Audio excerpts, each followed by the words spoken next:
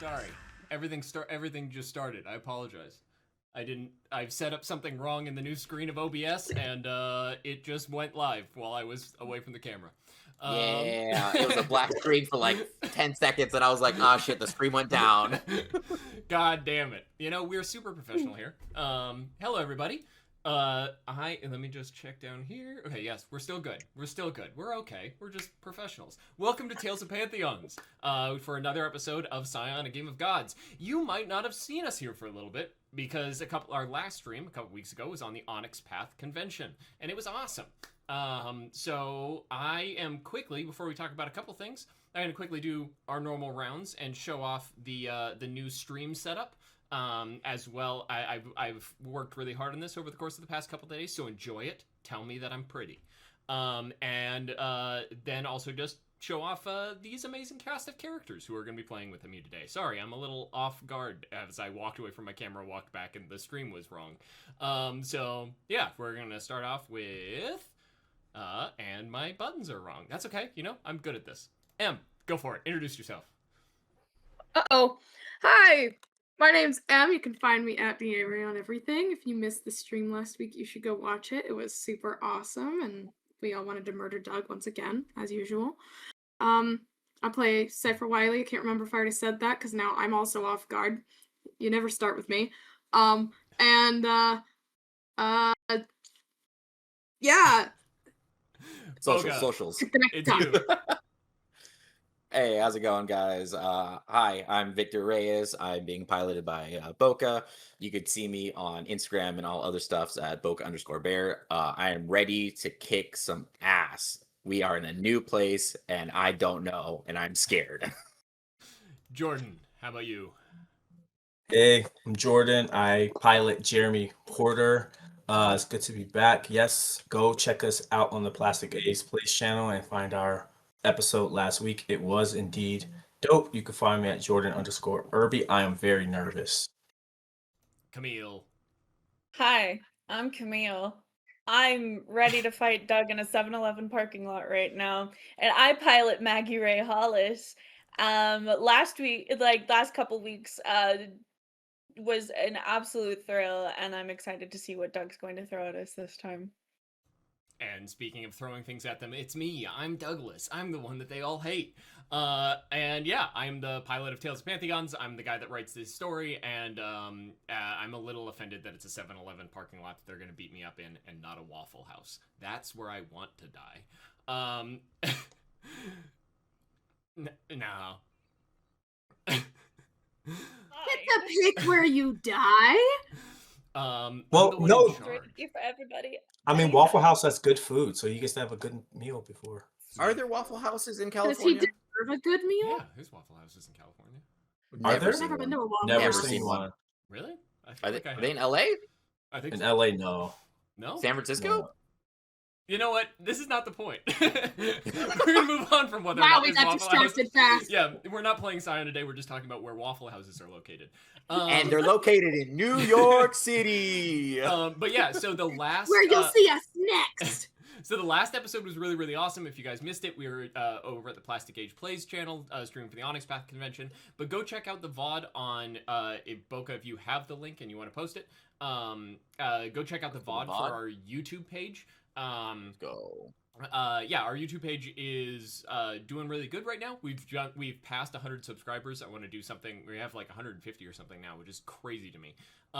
So I definitely want to post something saying thanks to everybody who's over there. But definitely we need more, because right now YouTube is pushing AI slop over us. There's an AI slop channel above us, and we need to not have that. So go show our YouTube some support, and make YouTube take off that faceless YouTuber. Is it one of those freight stories? It's close. But yeah, so we're gonna jump right into it. Again, I hope you guys like the new stream setup. I worked really hard over the past couple of days. This week has been rough, but I was able to sit down and set everything up in what I think is a cleaner way. I liked the old setup, but this I think is pretty cool. But yeah, so last time, a very brief kind of, last episode is kind of hard to recap. A lot happened. They were interacting with John Henry inside the Statue of Liberty's head, inside his forge, inside his parallel dimension. They set things up to bring Zeus back, and then have kind of like a brief lull moment of interactions between them. Before Randy began accusing Thor of killing his mother.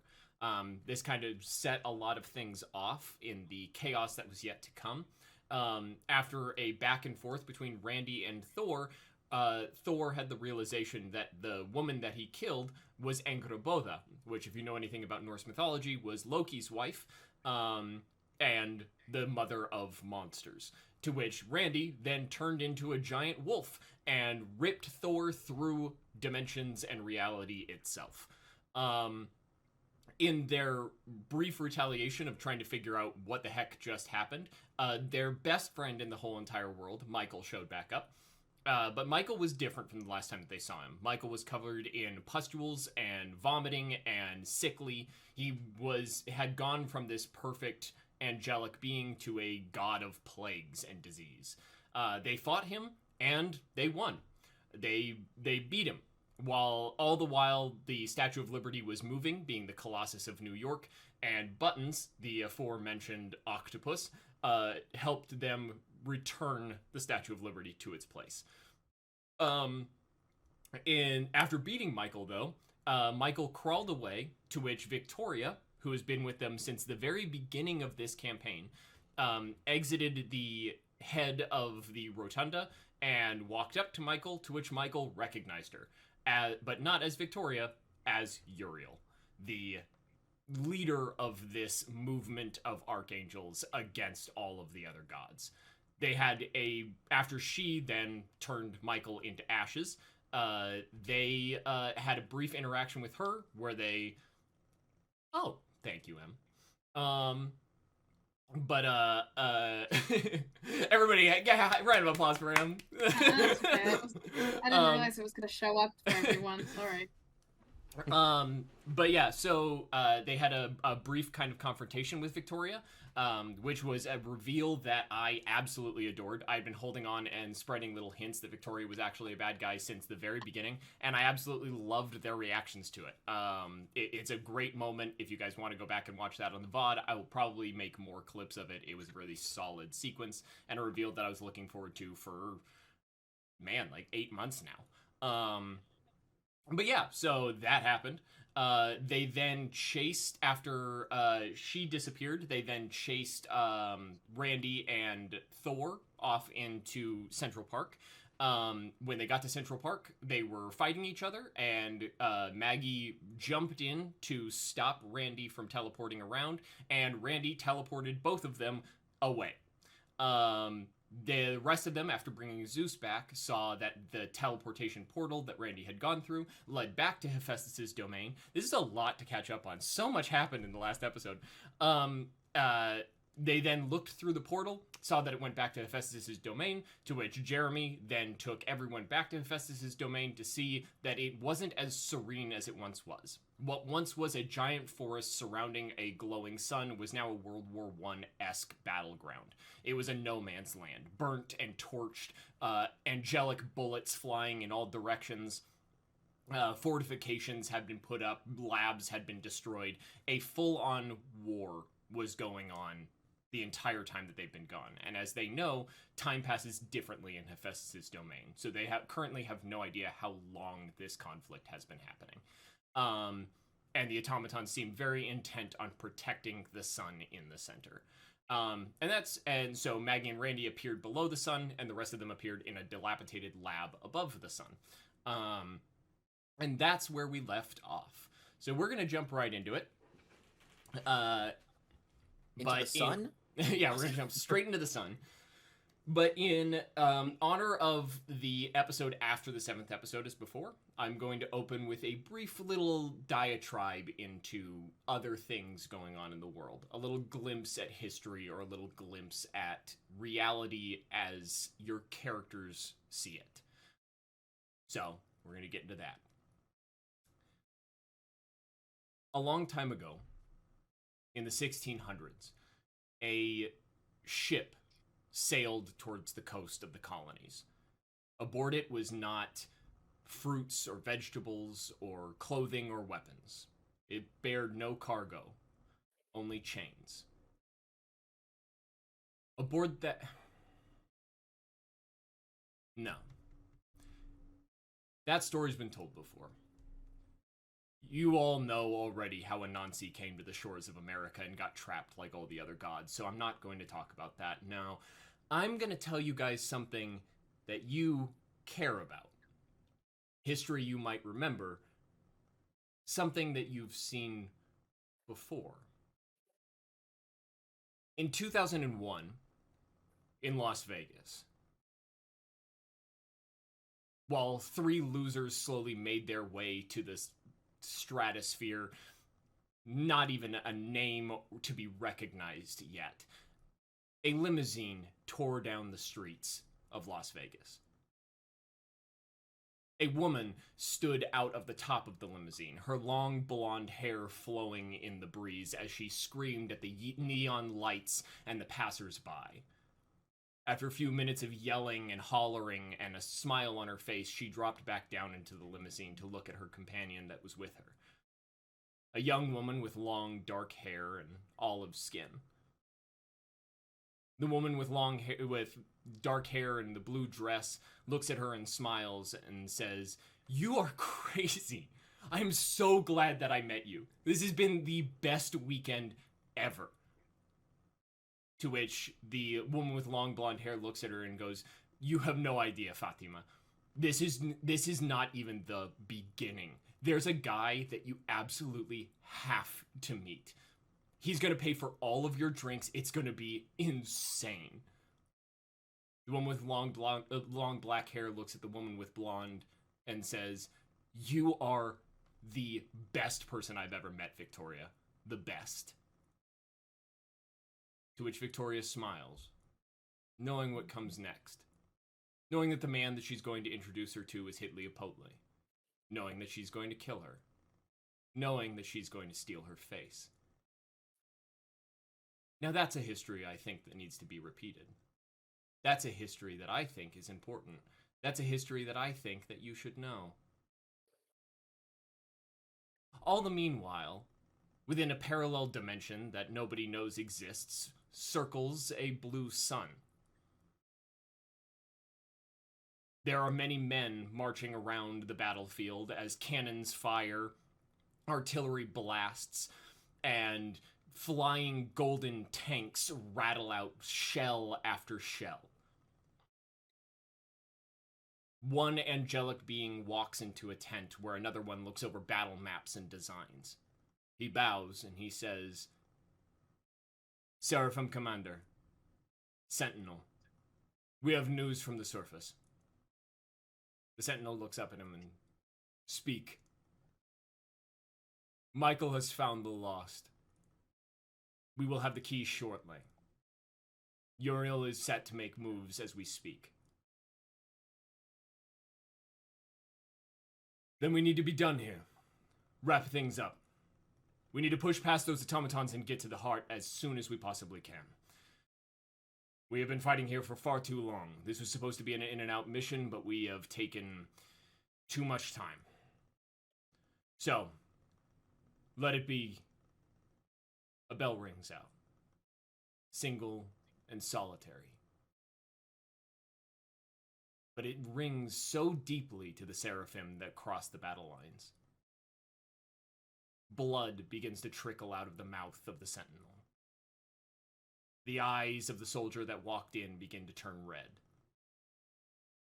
Their god, their father, just died.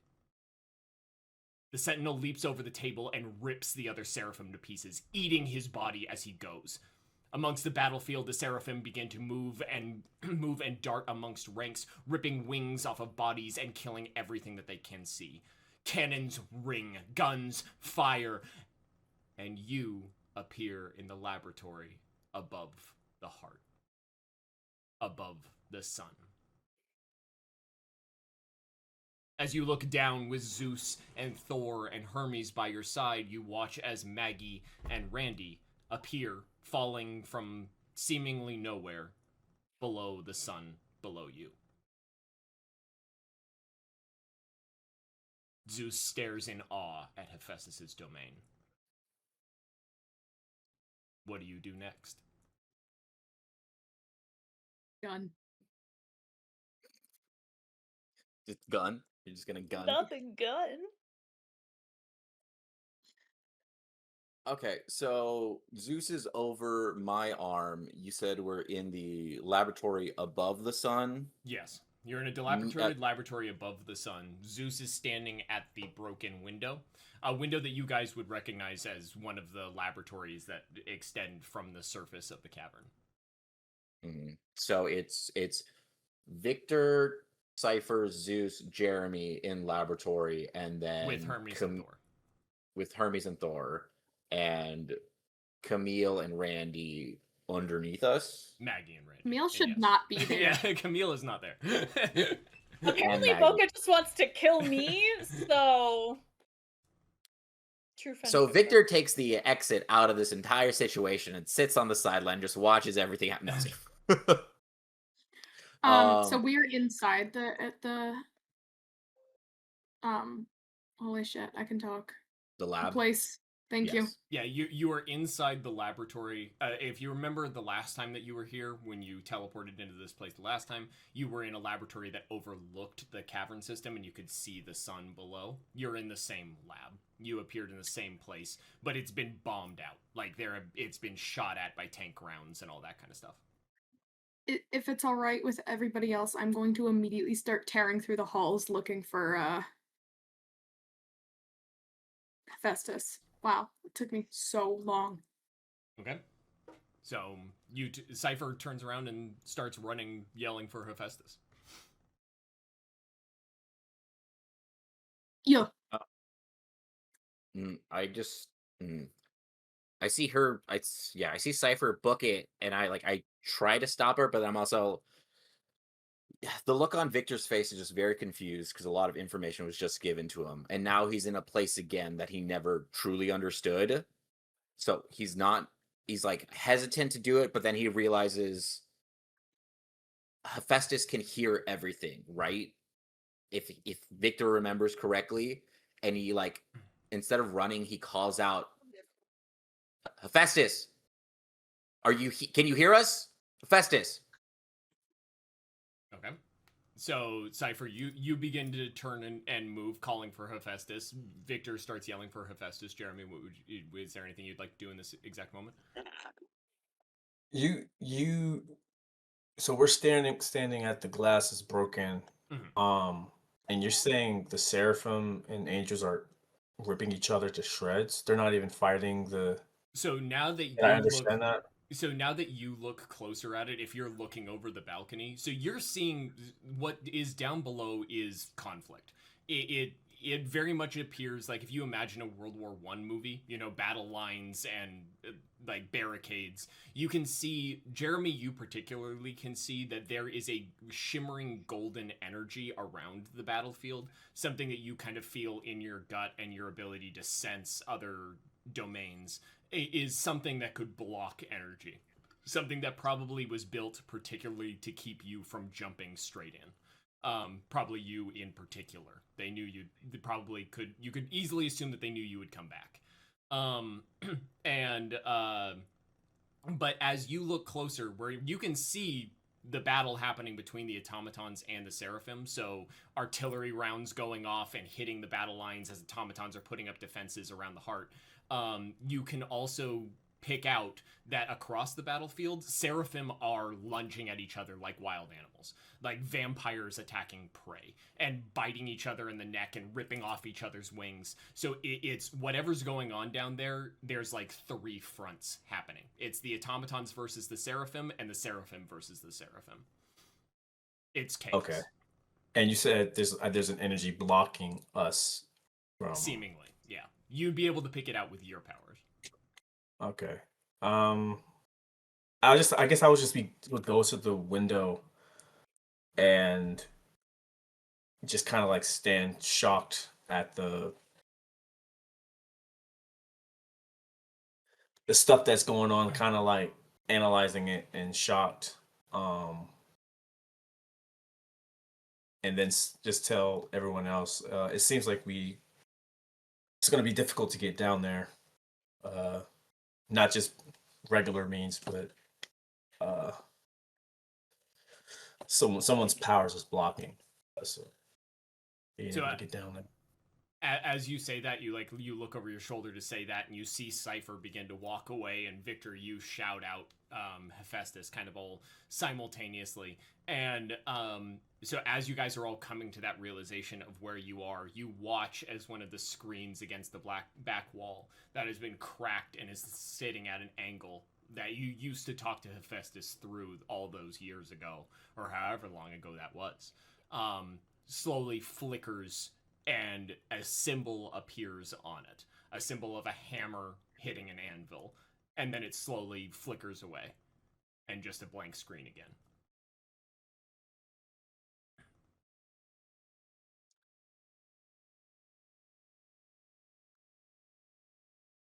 So we get no response. That's what it seems like. Or something is trying to respond to you but can't. You said it's a screen? Yeah. So, like, if back when you guys were here, periodically he talked to you through screens.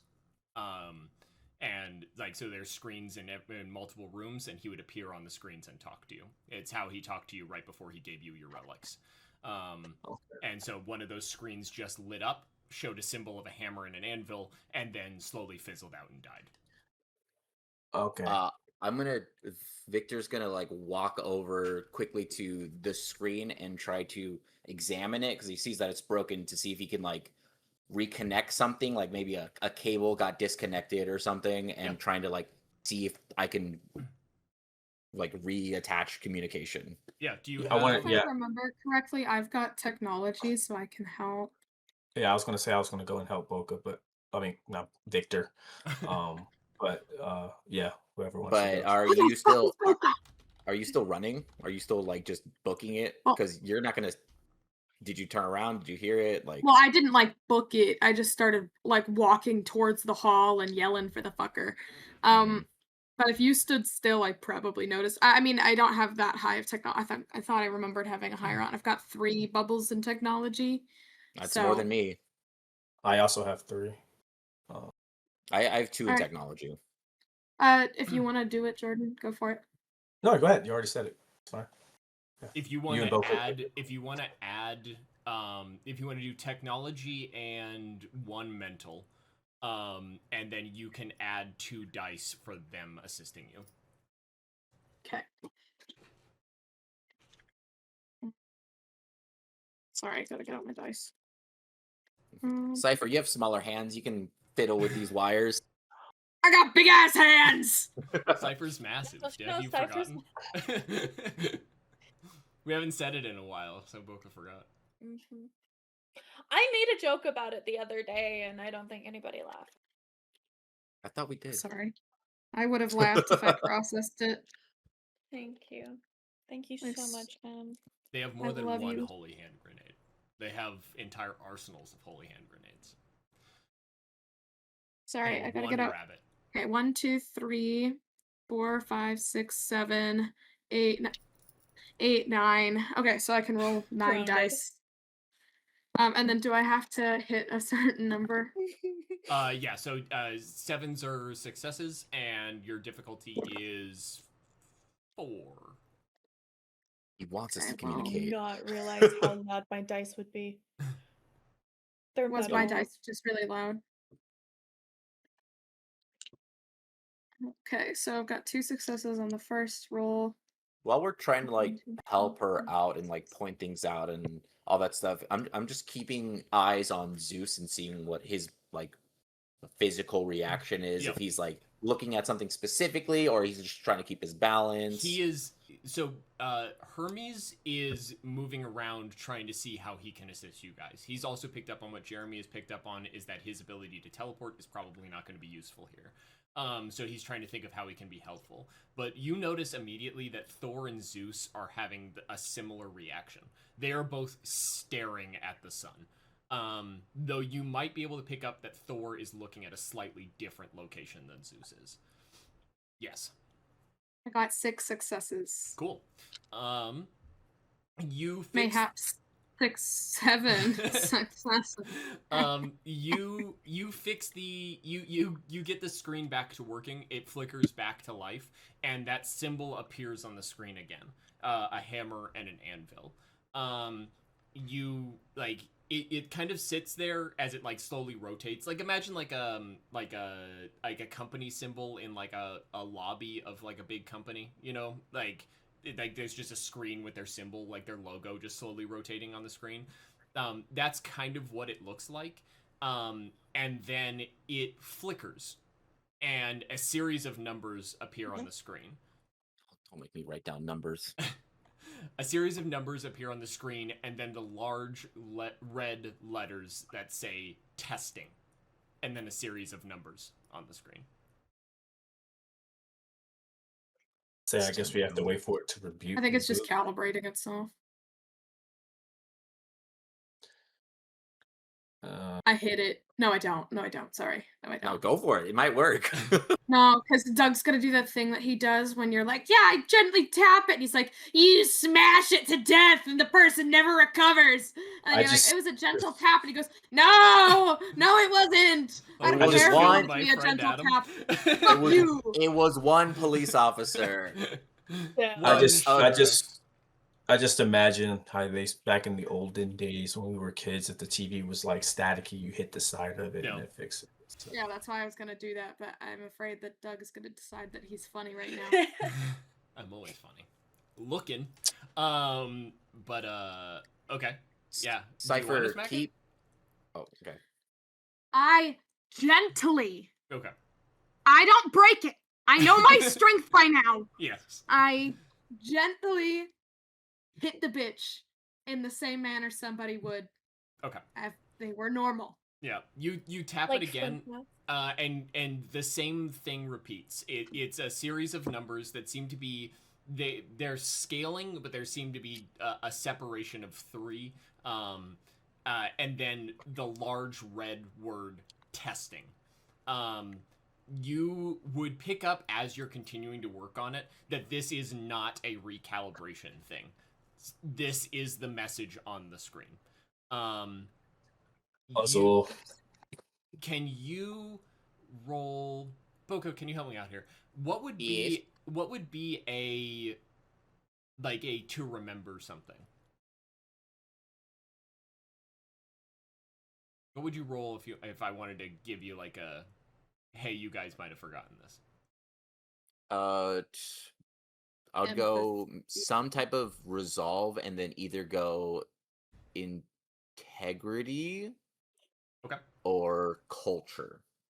I would say depending on the situation. Like if you're remembering like what was on the TV, or like who the name of a band, would be like culture. But yeah. I think integrity and like resolve, trying to like be solid about it. I will do this before I have you roll that, Cypher. Would you say that Cypher would remember pretty clearly at all the events of the last time that they were in Hephaestus' domain, whereas M might, but Cypher would? Would you say that, or would you say a lot's happened? Cypher would. Okay. Because a lot didn't actually happen for Cypher. She just sat there being sad. So anything that was like that happened, she would have remembered. The last thing that you guys did here in Hephaestus' domain was go down to the testing floor, and you saw a series of things that Hephaestus was working on. And those rooms were numbered in series of 3. Okay. Oh, the ones with the holograms. I do remember that. Okay, well, can I guess scribble down those numbers onto my arm or something, and then... All right, guys, let's get going! Doug, quick question. Yeah. 1743, does that mean anything? Just throwing that out there. 1743? Yes. 1743. Good year, good vintage. Okay. I have it in my notes for some reason. I did not write what else was to it, but I have 1743. 1748. I believe, if I'm not mistaken, it's been a while, but I'm pretty sure 1743 was Victor's not Victor's Virgil's Titan reconnaissance number. Titan reconnaissance entity 1743. Okay. I did write it down for a reason. Okay, Virgil. Yeah. So Cypher turns around and passes along that information to you guys, but Victor, the last thing that you were doing was watching the gods and how they're reacting in this current moment. Yeah, after so Cypher said, "Let's get going," right? Mm-hmm. Yeah. Wait, where do you want to go? Do you have a We're plan? going down to the god killer thing that's in the basement. Oh damn, I completely forgot about that. You're right. Oh, I didn't. That's why we were here. Yeah, let's go check that out. Hold on. Zeus, are you okay? What are you looking at? There is something about that's wrong. Why would Hephaestus build something like that? It's This. I don't know. It's I remember it, but I don't remember it. The I know sun what or that this is. place? The sun. I know what that is, but I don't know what it is. Why do I not know what it is? It might be the gate to that bitch who's pretending to be God with a capital G God. Hey, Doug. Hey, Mhm. Doug. Yep. How dare you fucking do this to me? But I'm gonna use my knack. And he's gonna smell it. Remember them. Remember them? It lets me recover memories from people if they have like dementia or if they're missing memories and reloading them into them. Okay.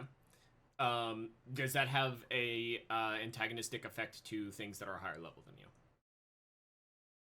That is a great question. Give me 2.5 seconds to bring up the book because I completely forgot to bring up the book.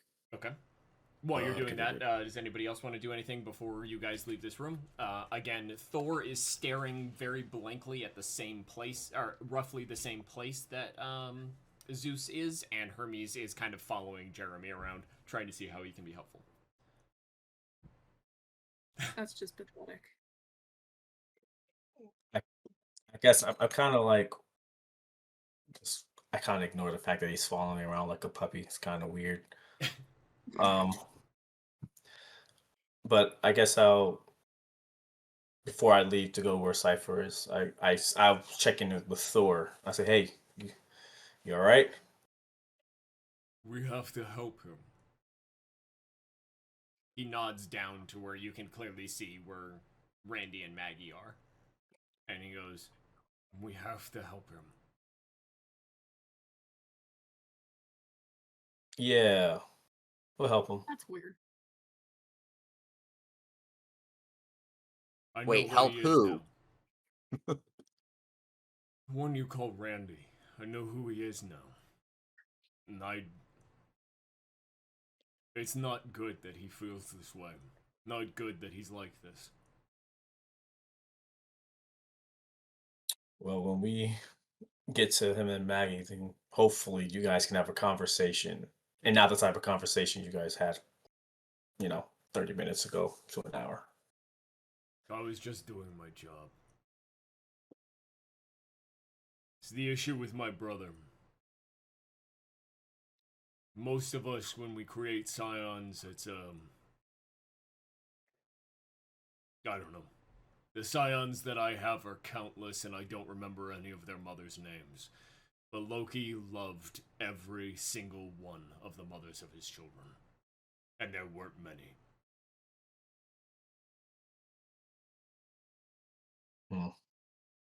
Cypher gives a fat roll of her eyes. I just say, well, we'll get to him. We're most likely going to need you guys' help. So maybe you guys can try to head down there to them, because me and Hermes here can't Try to. And I'll go follow Victor and Cypher. I'm still by. Oh, you're still Zeus. by Zeus. Okay. I'm like rubbing his back and like, hey, you can remember okay, it, buddy. You got this. You got this. So the effect is with a touch, you're able to restore anyone's lost memories from dementia patients to underworld shades. The effects are up to you. Memories specifically stolen or occlured requires a clash of will. So if someone stole those memories, I have to fight against it, basically. Okay. I'm gonna save us a minute and say you're not gonna succeed if that's the case. But I will. I'm going to give you something. Don't worry. But don't roll for try. it. You're not gonna succeed. So as you begin to plunge this magic and god power into Zeus to try to help him remember, there is a feeling of something pushing back. But it's not just a something. It's a countless someones. As you try to push into his mind, you don't only see himself, Zeus, pushing back against you, you see countless gods. Thousands of them. Every god that you can possibly think of, every god that you learned about in school, every god that you've seen in a movie, pushes back against you. Whoever took his mind away was all of them. Every god took his mind away from him. Oh my gosh. And you feel that as you try to push back against whatever they did to him. Every single deity is why he doesn't remember. Take my hand off him, and you could just see like steam and energy come off of it, just because of like all of that was sense. Like it almost like basically like gave me like a first degree little burn on my hand. I was like, fuck. What did you do, Zeus? I don't remember. Everyone doesn't want you. Everything doesn't want you to remember. I don't know why I don't remember. He seems very lost. Like the appearance on his face and the tone in his voice is very solemn. Like this isn't like the Zeus that you read about in books of like confidence and swagger and bad things. This is like a broken man. Like he seems incredibly depressed in this moment. Even brought back to his full power and capability, he seems sad.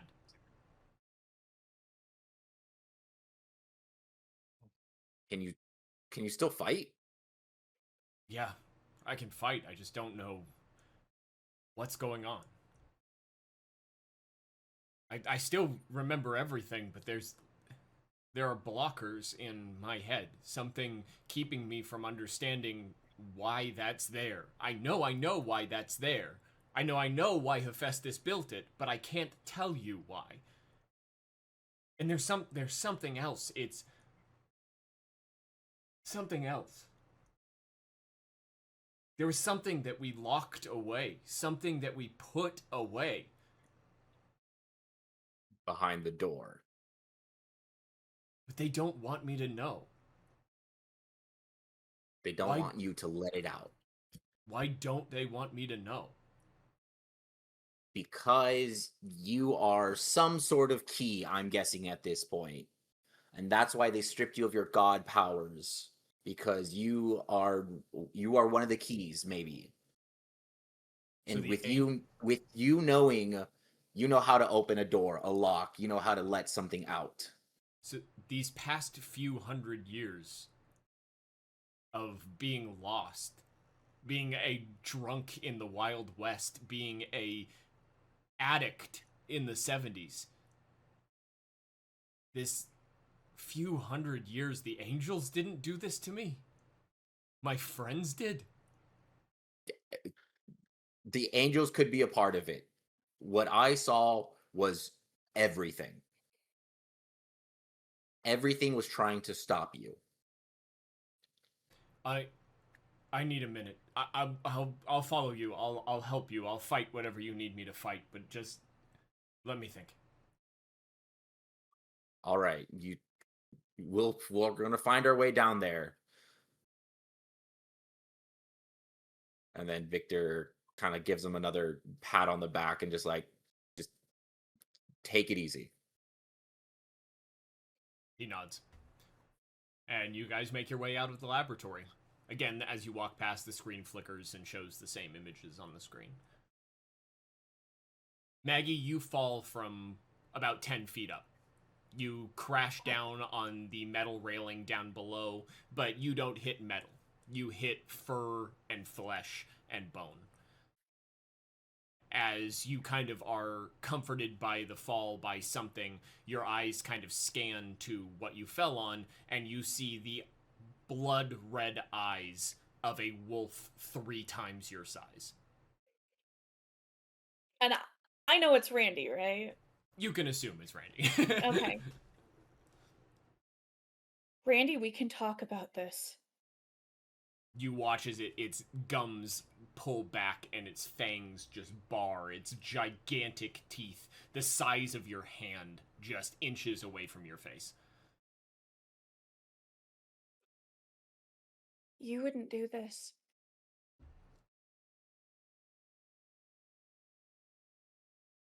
You watch as it slowly pushes itself up onto its feet and stumbles around a little bit before you listen to the sounds of bones breaking, cracking of flesh, and the ripping of skin. You watch as the fur begins to slowly retract inside the body, and after just a matter of moments of horror images in front of you, Randy is sitting there naked on the ground. I whip off my coat and I go and put it on him and I just grab his face and I'm just like, don't you ever fucking scare me like that again. You got me. What the fuck just happened? You turned into a giant wolf and then tried to fight Thor. We were just in... No, we just got to Hephaestus. Not Hephaestus, we just got to John Henry. We were just at John Henry. We were just there. Baby, we just killed Michael. What the fuck am I? I don't even know. As you were having this conversation with him, you hear heavy metallic footsteps behind you. Of boom boom, boom boom, boom boom. I just kind of keep that closed and I like turn to face them and I'm just like, I put myself between me and whatever the fuck this is. There, as you turn around, you see a gigantic thing in front of you. Over 7 feet tall, made of metal and muscle and sinew. It stands there, 4 massive muscular arms and a head that comes down to a single red light. It looks at you and you hear emanate from within it, Titan Reconnaissance Entity 1242. Recognized God Blood.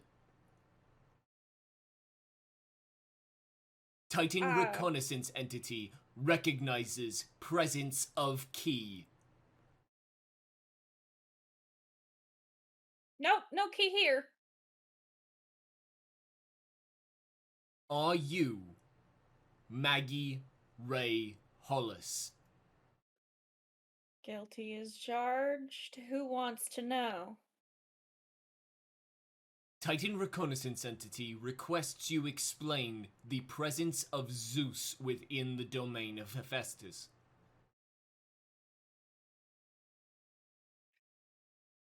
Let me explain. No, there's too much. Let me sum up. Let me explain. Sorry. It's like, my name's Maggie. This I don't know how I got here, but my life is crazy. No, it's the let me explain. No, There is too much. Let me sum up. The princess is marrying Humperdinck in less than half an hour. No, let me sum up. We didn't have a choice to not risk exposing any more mortals to godly power. We dropped in here. Titan Reconnaissance Entity is designed to protect Maggie Ray Hollis and the Key. Titan Reconnaissance Entity is willing to continue to do their job. Titan Reconnaissance Entity has been programmed to inform you of Hephaestus' demise. Titan Reconnaissance Entity offers condolences. I never knew Hephaestus. Is this where he lived? What? Yes. Fucking hells. Have you seen my friends?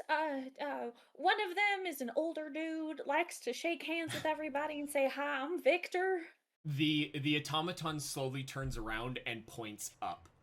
You can see directly where it's pointing. There is a laboratory, or what seems to be like an extension, a man-made extension to the cave wall that you're inside of a massive cave, and there's a man-made extension leaning out of it, like stories above you, and you can see through a broken window a series of individuals kind of moving around from where you are. Can you take us there? No. I thought your objective was to protect me. My objective is to protect you. Miss Maggie Ray Hollis, you are currently in the center of a battlefield. As we say in the South, we're a bunch of sitting ducks and we're up Schitt's Creek without a paddle, huh? As he says that, you hear a loud in the distance. Miss Maggie Ray Hollis. Sound. Miss Maggie Ray Hollis, if you would please bend down. I am going to protect you with my body. I just turn to Randy and then just slam us to the floor. You watch as you do that, the four arms just slowly envelop you and it leans over you. And as it does, you feel the shockwave of an explosion nearby. As you feel that shockwave and you look through the the gaps between his arms, you see that one of the barricades that have been built just slowly ripples for a second, like echoes within itself, and then just slowly and just crunches up into nothing and then falls into a small metal cube on the ground. As soon as it does, 4 other automatons come over and start putting up more barricades. I, at the top of my lungs, just scream, Victor! Do I hear that? Do I hear a tiny... It's just Victor! Do you have anything, Victor, that allows you to hear people that you've sworn to protect? Allows you to hear those people in need? I know that you've had similar abilities in the past. So I have by your side. Spend a momentum to move next to someone you are protecting in an instant, regardless of distance between you. You receive an innate warning whether this knack would come into play. If you are protecting your charge, you do not need to pay the cost. Okay. You can recognize that ability probably won't work where you're currently standing due to what Jeremy told you. Yes. But I I feel... would like to use my knack unerring delivery. What does that do? I get to essentially use people to send a message. And it just can be a random person within vicinity. Sending spell. Yeah. I'm going to, like, if my friends are up there, I'm going to do this through Cypher. I'm just gonna possess Cypher for 2 seconds. So because you don't see it innately, as you attempt to do that reach out, you feel something in between you and them bounce it back. but I will say, Victor, you do sense that you should be using your spell. You know it will not work, but you should be using it.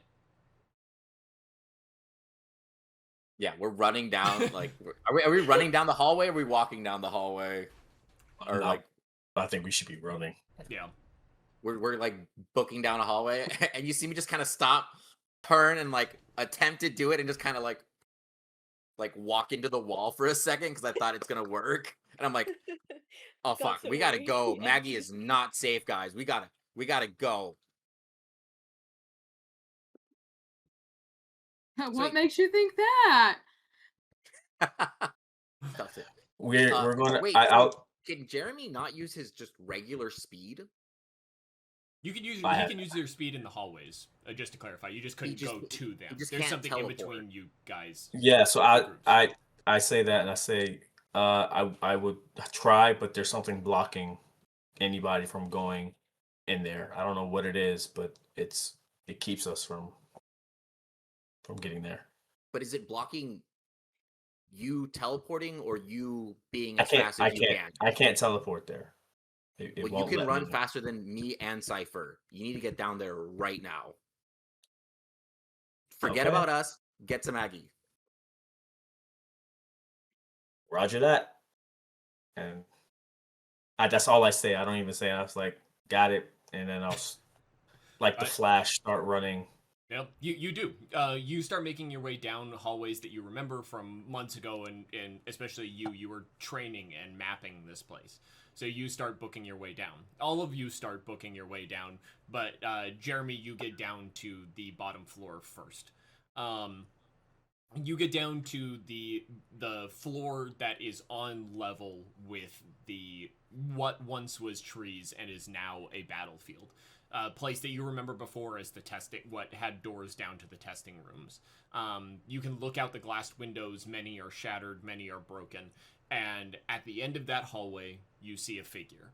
There is a figure with 4 wings, slowly kind of stumbling back and forth at the end of the hallway, a spear in his hand as he's trying to kind of prop himself up. And he just kind of stumbles backwards, stumbles forwards, and his back is facing you. I'm gonna, Kick him in the balls. Rod. Kick him in the ball. Can I kind of run past him as fast as I can? Yeah. And I want to RKO. Okay. Yeah, like as fast and as hard as I Yeah. can. So you do that. So you charge past him as fast as you can, and as you go for the RKO, you see his face, and you notice why he's not turning around to face you, why he's not fighting you. You look at a Seraphim that you've seen before. You fought Seraphim before. This one doesn't have eyes. He has empty sockets, and blood are pooling out of those sockets. He has vomit dripping from his mouth, and he just kind of stumbles around as you reach up, grab his head, and bash him into the ground. And you do it easily. He doesn't stop you from doing it at all. And you watch as he twitches around on the ground, kind of gasping and squeaking as his lungs begin to fill with liquid. I take note of that, kind of freaked out, but I have a mission. Can I grab his spear? Yeah. I take that and I start running. Okay. You grab his spear. Continue. So you take off and you round it, and the next thing that you know is you exit into a place that again you used to find familiar. You are now on the battlefield. Down below, the rest of you finally make it to the testing floor area. Jeremy is not there. At the end of the hallway, there is a dead Seraphim. Is it still twitching? Yes. Is it twitching like if its spine got turned into a worm? Not that bad. Ah. No! Sorry. Only Cypher can do that. Yeah, only Cypher can make people twitch like a worm. Only Cypher can turn people's spines into worms. So yeah, you guys are on the testing floor. I'm We gonna know go this pretty. directly to the area with the Godbreaker. Godbreaker? That's what it... No, it's not it. God Killer? God something. Okay. God Diddler. You do I that. don't think that's what it's called. I got 4 watches. uh, uh, so yeah, you go to the familiar room that you guys have been to before. You walk in, and it is a large, dark room, just like it was the last time. Is the thing still in there? I mean, all the lights are off right now. You can sense the presence of something being there. Yeah. Okay. I'm gonna be annoying and be like, Hephaestus! Hephaestus, are you hiding in here? As you say that, there is a automaton that was hanging up by a machine the last time that you were here, and you watch as it was the automaton that you peeled its chest off to see the skeleton underneath. You watch as its light flickers on, and you hear Is it mad at me? You hear it go, Titan Recon. This entity has been instructed to inform you of Hephaestus's demise. My condolences. Are you lying to me right now? Because this is a stupid lie. Hephaestus killed himself 12 years ago. 12 years ago. When did you see us last? 42 years ago.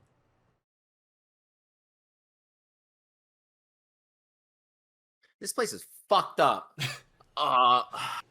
No, Victor says that out. That was Victor. That was fully Victor. 42 years. We jumped 10 years. What? Doing the math. How long have you guys been fighting? Since you left. Why did he kill himself? To finish. Finish That's one way to do it, I guess. It's not normally my preferred means. God damn it. The entity. What do you... The entity just needs to be turned on. Is that the series of numbers that I read? I've got to type those in, probably? No. Something? No? Okay, well, I'm just gonna walk over to the entity. Wake up! Bong, bong, bong! As you walk into the darkness, you feel the size of the thing in the room. A multi-story tall automaton sits huddled in the corner of the room that you're in. You walk up to its foot and you pound on it. Again, you are met with silence as you stand before the original Godbreaker. Okay, I'm gonna start climbing it then. I bet, you know what, I'm saying this too, Victor. Victor, you ever see that show where they can control the big mechs by climbing in the back of the neck? I don't remember what it's called. As climbing. As a mecha fan, I'm just going through like hundreds of different animes in my brain. I'm like, oh, there's Gundam, there's Evan, there's like the Big O, there's like Zoids. I don't know what any of those are. I don't know where I saw this. It's in my brain though, so it's real. And I'm gonna keep climbing up. And I'm gonna start flash my trying weed to. badge. That's the craziest. Just like, hey, it's in my brain. It's real. As you begin climbing its foot, you could probably tell that it would take you a while to climb to the top of it. This is a massive, massive thing. But then the room that you all are in begins to fill with... Why am I turning green? Begins to fill happening with... right it's now, happening Doug. right now. It's giving very... Oh, god damn it. Where you been, Boca? The room itself begins to fill with a deep, booming red light as the light on the gigantic original Godbreaker begins to slowly light up. You feel the Good rumbling morning, of sunshine. the engines as So you say good morning, sunshine, and you hear it speak. Well, it's been a while, hasn't it? 42 years, Oh. man. Wait, Jeremy's in the room with us, right? As well. No, Jeremy No, took off onto the Jeremy is battlefield. with. Okay. You gave me a mission, Victor. No, I know. I got confused of where we were placed. No. You killed yourself and put your consciousness in a robot? Requires sacrifice to make it God. work. Said with love and affection, you are such a freak. And I'm gonna keep climbing. Cypher finally gets to climb the biggest man. For real. I'm gonna go, put me on your shoulder. I cannot move in my current state. Also, What's hello, even the point of Uncle. you there? Good to see you again. Zeus kind of like looks at the gigantic machine and goes, "Oh fuck." Hephaestus. technically I his father. point up. It's Hephaestus. You said uncle? Long story. That's Hephaestus' father. Is it father? Yeah. Uh-huh. I thought it was uncle. I thought it was. No, that's his sister. Father. Just Hello, Daddy. Never mind. Dearest. Uncanonized Oh, the joke Daddy! mistake. He says Sorry, hello, I father. love you, Doug. Like, He says hello, father. My bad. I thought he was talking to Victor for Yeah. some reason. My boy. Zeus just goes, the fuck? Hephaestus. Hephaestus is in there. You need to get to the heart. I believe now that it was a mistake to put myself within this thing. Oh, really? It doesn't work. If only someone could have told you that. I say with full sarcasm. damn. Yeah, you did. It requires a sacrifice that I am not enough for, apparently. So I'm just in here, trapped in my cage of my own making. So Luckily, you my need another children. god? I need a different god, yes. Any suggestions? I'm gonna kind of slowly look over my, like, Zeus just kind of. At the cacophony of gods that you've brought him, the smorgasbord of gods. Deadass. Sadly, I believe that the one that contains the evil that requires to bring this thing to life has not been seen in a long, long time. Even longer for me. Are you talking about capital G God? Because I'm getting tired of us all talking about this fucking loser. No, it would be Poseidon. But none of us have seen him in over 1,000 years. Check the ocean. Yeah, did you No check shit, the ocean? Sherlock.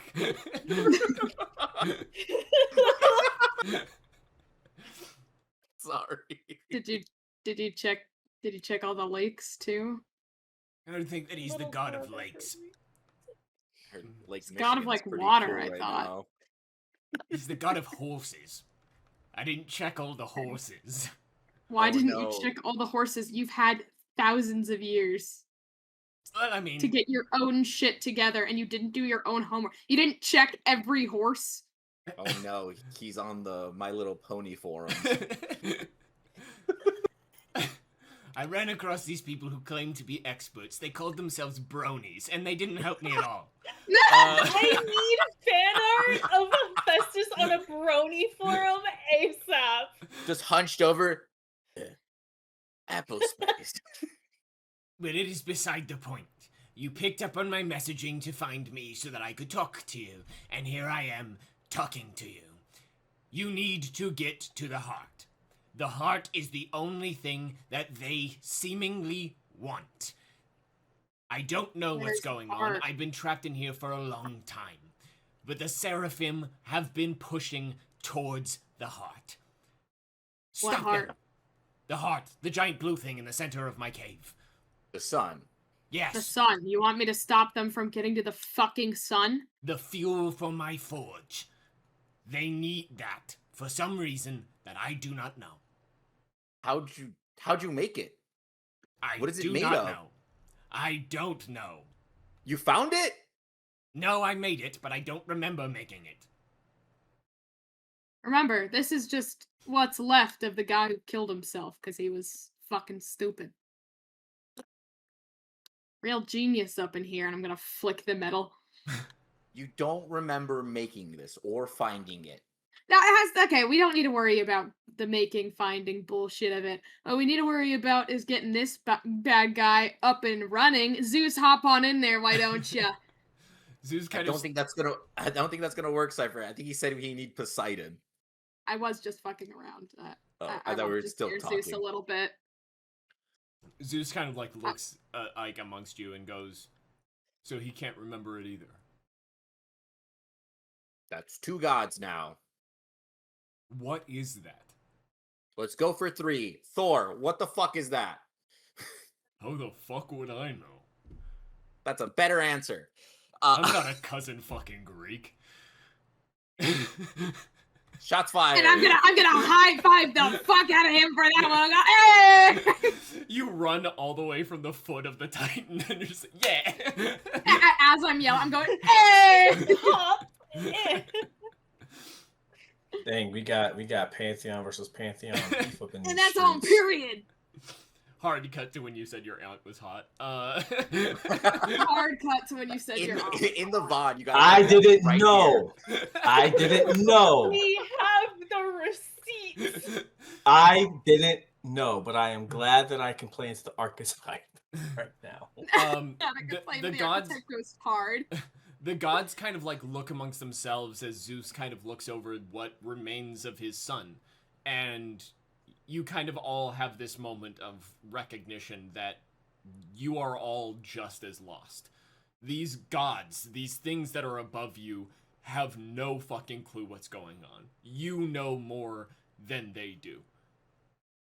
Maggie, you look across the battlefield as you rise up after the automaton stands off, gets away from you. Randy is still laying on the ground, wrapped in your shirt. And across the battlefield, you see something that you recognize, but its form is seemingly more important in this moment. You see a figure holding a spear. Jeremy, as you exit onto the battlefield, you stare across no man's land. Torn terrain and artillery, bullets and dead bodies. As you stare across the battlefield, you see Maggie within your reach. All you have to do is get there. And as you have that recognition, you look down at the battlefield. Most of these bodies are new. And the things eating them slowly rise up. Their wings spread. As the blood-fueled, lost, fallen seraphim stare at you and scream. And on that note, we're going to take a 10-minute break. We're going to be back shortly. I'm about to die. We will be back momentarily with a quick announcement. So go get a drink, go to the bathroom, tell your kids that you love them. We will be back in just 10 minutes at, let's say, 7:20. Yeah, let's say 7:27. I want 7:27, 7:30ish. We'll be back. We'll be right back. If I still had kids, Doug.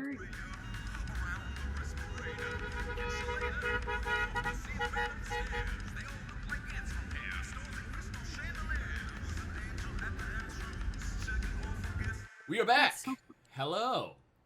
I am muting this. So, really quickly, we are going to do a quick little announcement. I'm going to show something off.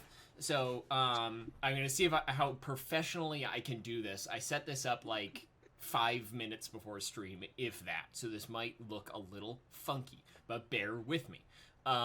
Boca, if you can do most of the talking, because you have the most experience with this level of it. So if you guys didn't know, if you guys are new to Scion or new to kind of what we do here, at the Onyx Path convention that we were at this past week, we were they announced the Scion Nexus, which is, if you've ever used D&D Beyond, it's like that but Scion, so it's inherently better. Light your So words. yeah. So today, right before stream, we were given full access to the Scion Nexus. They still haven't released Demigod or God yet, but we've been told that that's probably going to be something that they do soon. It's still, the entire Nexus is in the works, so I'm going to try my best. This is going to look kind of weird for a second. Just bear with me. Yeah, look at this. This is the Scion Nexus. So they should be able to hear you guys talking. Talk really quick. Somebody, Hey, Boca. bup, bup, bup, Yeah, bup. yeah. Okay, Hello? they can hear you. They can hear you guys talking. But yeah, this is the Scion Nexus. This is our campaign all set up. These are all our characters. I'm gonna show you guys quickly. So this is Victor's character sheet. It's like the background's all different and everything fits aesthetically to what he is. And Boca, if you want to talk for a second about making this and how you made it and your experience using it. Oh yeah, it's super easy, simple, goes step by steps. Like it starts you off in like origin if you want to start an origin, or if you just want to jump straight into hero, and it literally gives you like step by step states and all that. Because like I have Victor's stats all here and all that, and there's also like other little tabs as well underneath showing like actual actions you can do in combat and my knacks and other cool things there. Yeah, now that we have like all the books, I was able to like fully get Victor semi to where he needs to be, because we are at god level. I mean, a demigod level. Well, this is just that hero, so I still have like my other sheet as well to keep track of like those little demigod stuff. But yeah, super cool, super fun. Like I like the second they announced it, I had to go to work, and I was just livid the entire night just because I was like, I want to mess with this. I want to make Victor. I need to make Victor right now. Got home like at 1 a.m. and just crammed out Victor, and just like it was so much fun just to read over everything and just clicking boxes and just going, oh, that's Victor. This is Victor now.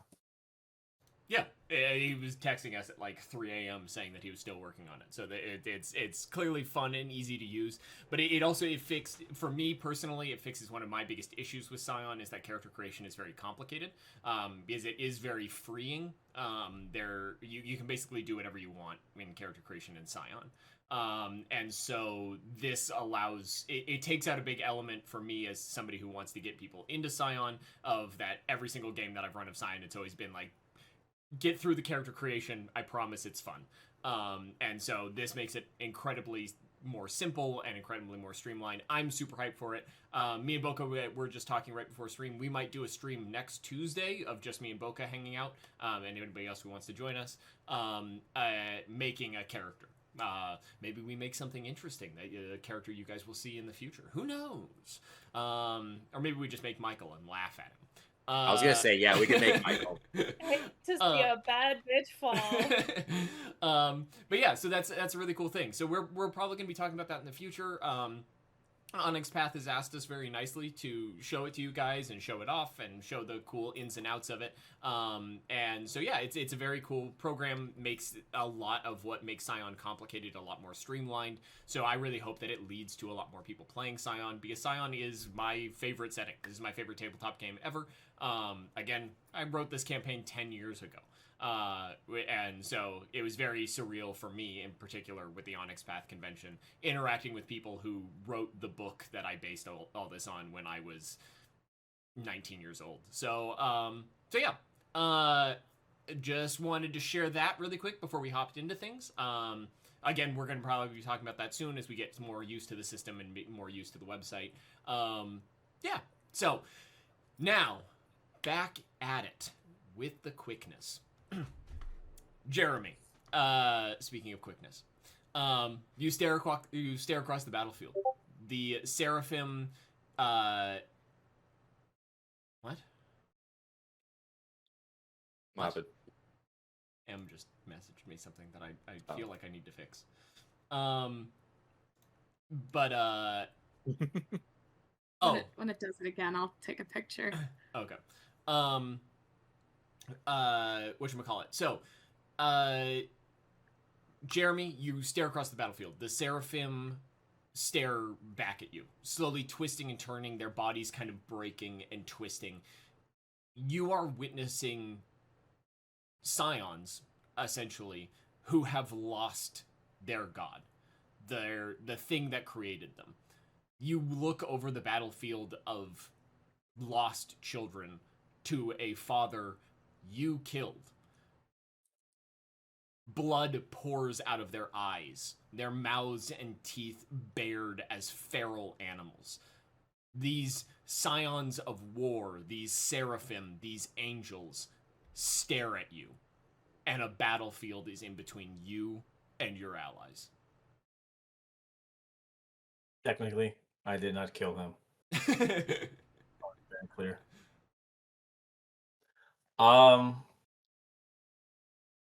So they're all like looking at like a bunch of like beasts that just stopped feeding. Yeah.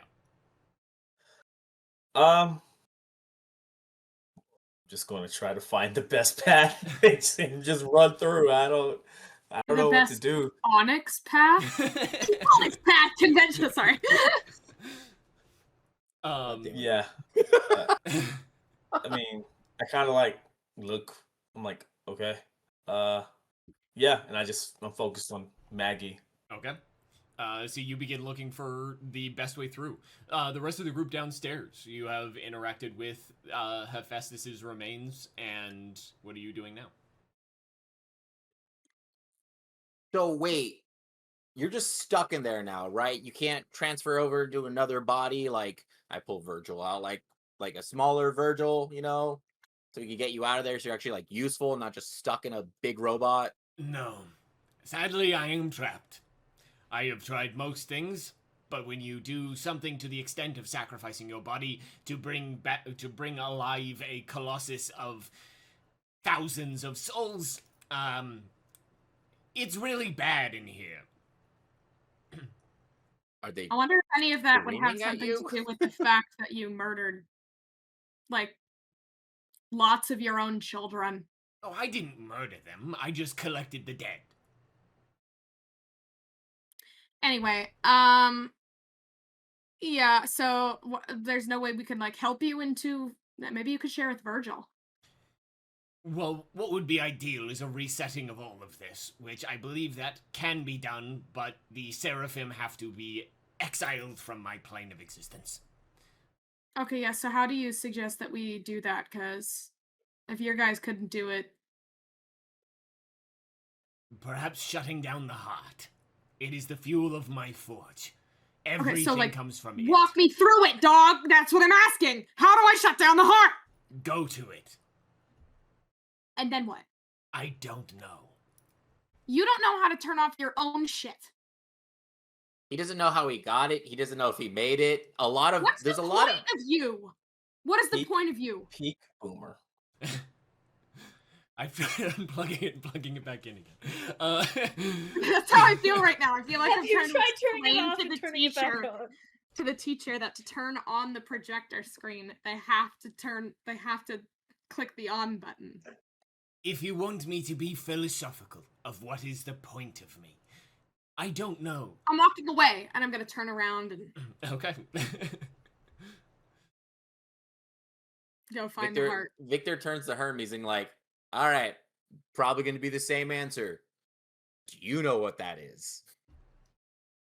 Same answer. Sorry. So you know of it, but you just don't know what the fuck it is. No, I do not.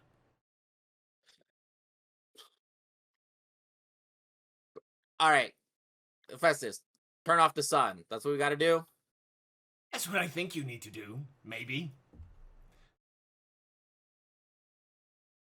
Okay, Victor starts walking away, and he's just we're gonna start Ragnarok. We're gonna start Ragnarok right now. We're starting Ragnarok right now. Okay, cool. We're starting Ragnarok right now. And he's just muddling that to himself.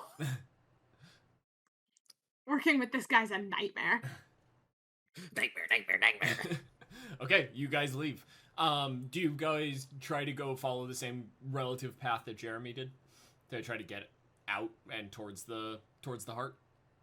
Yeah. We couldn't see Jeremy. He was moving at the speed of fucking light, so we're gonna walk Luckily, in a he general left a direction. trail of body, so You can roughly Oh. guess where he went. That's Just some A-train type footprints. shit. Yeah. That is some A-train What shit. what size shoes, Jeremy? 11. 11 size, just bronze boot steps, just covered in whatever, like golden blood. Yeah, we're following his trail, and then I'm assuming like whatever pull I have for protecting Maggie is actually like somewhat giving me a general direction. Yeah. So it's a matter of minutes before you guys get there, and you walk out and you feel the rush of wind. Again, a familiar feeling for two of you of where there once was a forest here, and now there is nothing. You see the same thing that Jeremy did as you all exit onto the plain.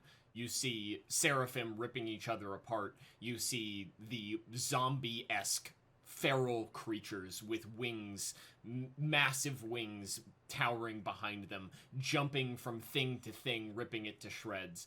And as you exit onto the surface, you watch as Jeremy sprints onto the battlefield, spear in hand. Massive Here we- wings, you say? Here we go. Okay. Trying to keep up with a tenth of Jeremy's speed. So, can you guys, for craps and giggles, please all roll me an initiative phase as you charge onto the battlefield? I get to Are we use going my die. into initiative, right? Yeah. Like we're going into a fight? Yes. I would like to I use can't- my knack, a fortress. At the start of a combat scene, I will roll my knack roll with one enhancement, and I'll gain the following stunts depending on how I succeed on like defensive stuff. Okay. Yes. I've been waiting for the chance to use my innate power, which is to walk untouched through chaotic situations, taking no harm from random or haphazardous dangers, such as debris in a tornado, a freak traffic accident, or being trampled by shoppers on Black Friday. Okay. I feel like the raging war around me is basically the same thing as the trampling of Black Friday shoppers. Yes. So I'm just gonna walk right through it because I've got a task in mind. Okay. Everyone else can worry about fighting shit, but I know that my strengths are not on the battlefield. Okay. Oh, I also just realized my innate power says I have an unfailing sense of direction and allows me to find a route that leads to any point as an unrolled action. So I'm pretty sure I can get through this as well Sounds good. without a problem. Sounds good. But I rolled a 9. Cool. This is going to be a very loosey goosey combat. I just want to see where you guys land. I got a 7. Sorry. 7. Oh, I couldn't read my dice for 2 seconds. What do I have to do here again? I don't like my glasses. You wouldn't hit. They a don't guy make with me look glasses. cute. Kill them. I got a 5. Okay.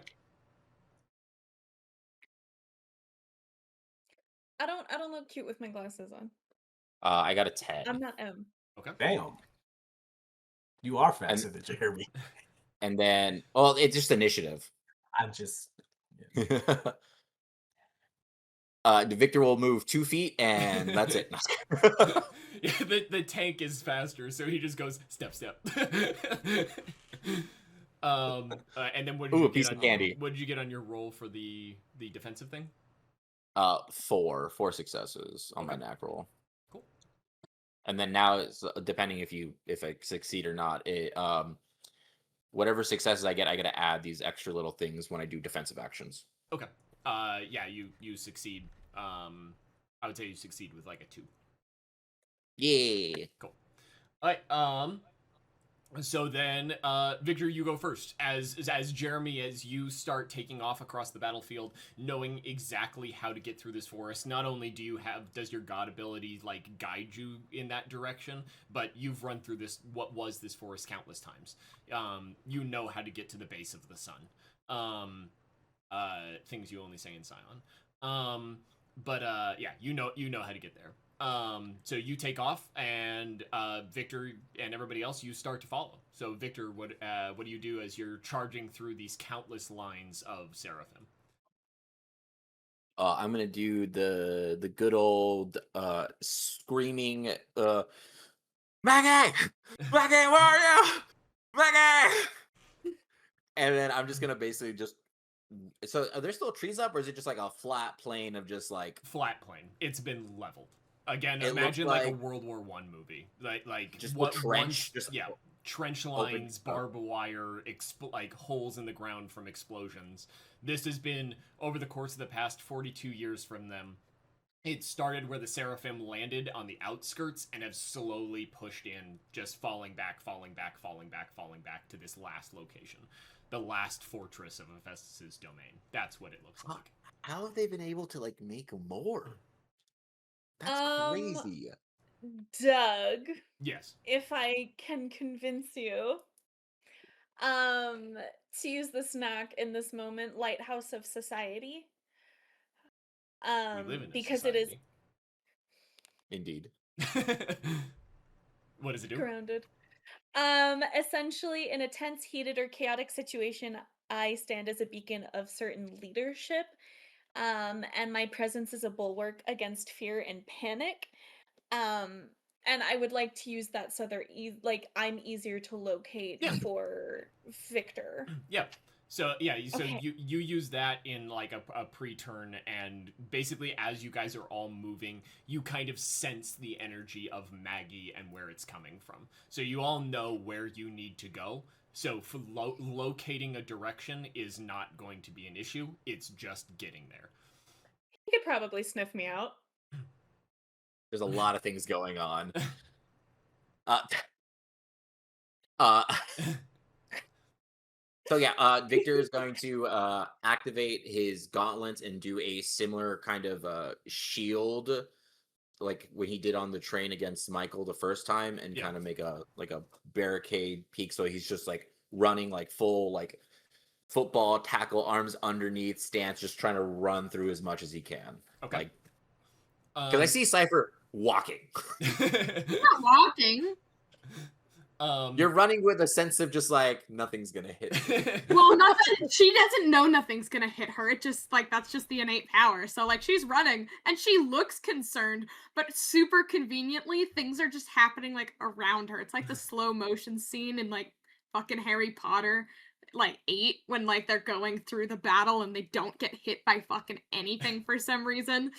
It's like it's that, and she doesn't even realize that that's what's going on. She's just going. Yeah. She's running, going Harry Potter, Harry Potter, Harry Potter. Harry Potter, Harry Potter. So you start running forward with your train, the front of the train thing, and you start running as fast as you can. And as you do, you hear boom, boom, boom, as in the distance, massive artillery starts to fire in your general direction. As you run forward, the Seraphim lunge at you, and you watch through your shield that you can see through. You watch as their heads collide with the front of the shield, and skulls crack and blood flies as you're just pushing forward as hard as you can, only stuttered by the sheer weight of things just running at you. God, it's like the scenes in like zombie movies. Yeah, Just you're fucking the bus straight, with just the snowplow in front of it. So I am the line. Next was Maggie, right? Correct me if I'm wrong. Yes. Okay, Maggie, go for it. Wait, did I go? use. You What was were your- 7, right? I was 9. Oh, you were 9? Oh, Oh. shoot, that's my bad. Go, Jeremy. Yeah, I'm just running Okay. through, and if anybody gets in my way, I just take the spear as like a Shaolin monk spear. I take the far end and I, Yeah. like a monk through Yeah, it as I'm yeah. So running through. you do that. You're charging through, and as the corrupted seraphim begin falling at you, you just spear through and knock a guy back and fling somebody. These guys are wet work for you at this point. It's you are running through them, and at the speed that you're going, every time your spear, when you Shaolin monk hit somebody with a spear, they're missed within seconds. You just boom, that guy's cut in half. Like the force that you're swinging at as you're running, the blunt spear is slicing people into pieces. But then as you're running, you feel the weight of one of the explosions nearby you as a round detonates not that far away. But this feeling is strange. It's not an explosion. You watch as the ground echoes and changes, and as you're running, you watch as the world ripples and a tree is in front of you. Oh, shoot. Like Dash in The Incredibles. Try to like do a quick. Yep. You know what? No. No? Okay. Yeah, you continue your momentum and you just boom and you watch as the tree explodes in front of you. But Out of my way. you recognize Boom, a bitch. feeling with that tree of that it's the types of trees that were here before. You almost feel as though the detonation of that changed time. It brought back one of the trees that have been gone. It was the type of Douglas fir trees that were there that are not here now. But where that exploded, that tree came back.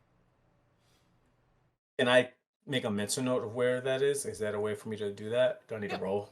For No, that? I think that you know this place well enough, as well as with the Beacon of Maggie, you can pretty much get an idea of where you are. So, Okay. yeah. I just want to keep that in mind for later. Yeah. Cool. Now That's it's it for Maggie. me. Sorry, Maggie. Yeah, I'm gonna. There's just gonna be like. I don't want this to be like a like overwhelming sensation, but just like a little tendril like grabbing their attention to where I am and like kind of in a almost panicked confidence. I don't know if like somebody blacks out and they're the life of the party and then they have to hear about it later kind of deal. Of like, hey, I'm safe and I'm calm and I'm fine. So like and kind of like a almost like a little soft whispering like pull to where I am. Okay.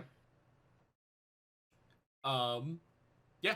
So you do that, and Yeah. you send out that pull, and as you're kind of standing up, and you can see them moving through the battlefield. You see from where you're standing, you see your friends charging in your direction. You watch as Jeremy rips down a tree, and Victor is charging through the lines of Seraphim like a freight train, literally like a freight train. And as you do, you feel the massive arms of one of the automatons reach over you, and you watch as its fingers split and barrels come out from in between its fingers. And you just watch as it rattles off. And you watch as Seraphim just watch as blood flies, and they start shooting at Seraphim like a stationary turret behind you. Hell yeah. That's what's up. I'm gonna check Randy for any injuries because the bone snapping sounds did not sound pleasant to me. Yeah. He seems to be okay, just severe PTSD at the moment. And very naked. And very naked. Except for my coat. Yeah. Cypher. You are walking through the battlefield. I will say, as you continue... I'm not walking! You're running through the battlefield. I will say, as you are running through the battlefield, right off the bat, when you see those explosions that are happening that seem to be rattling time and space as they land, you watch as the dirt particles that they kick off kind of go around you. The shrapnel that is appearing out of nowhere seemingly just skirts past your vision. You are walking through it, and you just seem to be getting very, very lucky with the places that you're stepping. That being said, whereas the shrapnel and stuff is missing you, the Seraphim are still running at you. Okay. Sorry, I'm reading my thing here. So,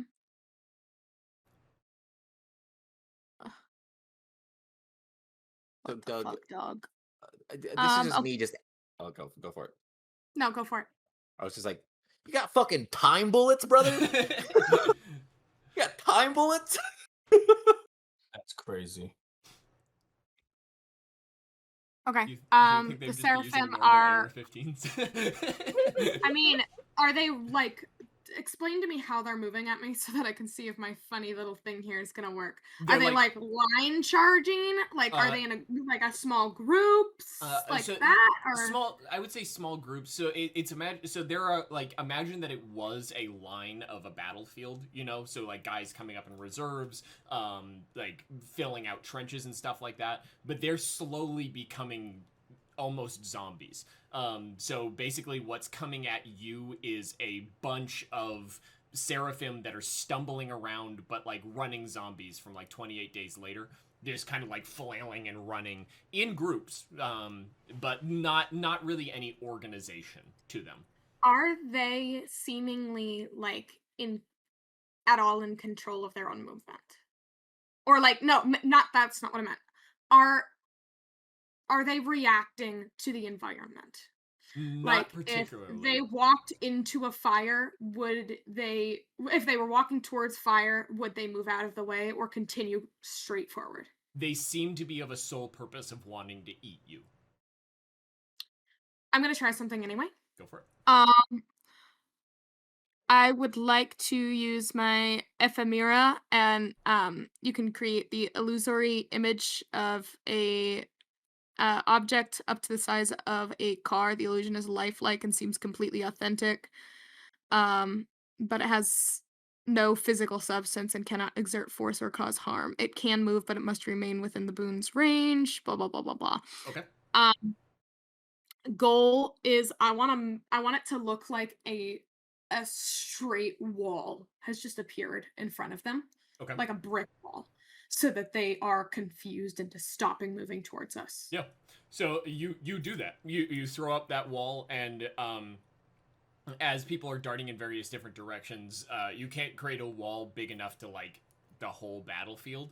But to the seraphim that are charging you, you create a wall in front of them, and you hear them kind of like panicking and making various noises on the other side. It is safe to assume that they have in fact stopped behind the wall. They are confused by your wall.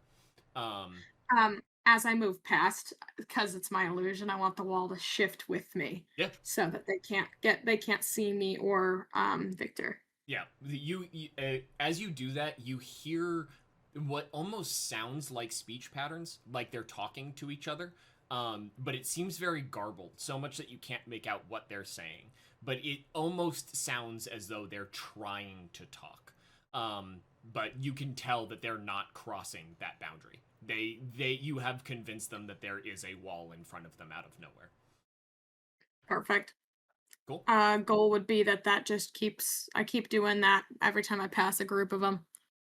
But, you know. Okay. As you do, more explosions rattle off around you. You can hear the sounds of the artillery firing in the distance. As you round this corner that you're making and put up a wall right there, you see something that takes you by surprise in this current moment. You see what looks to be a gold and white floating M1 Abrams. That I don't know what that is. A tank. That just kind of rolls out from underneath, within one of the trenches, just slowly, right in front of you.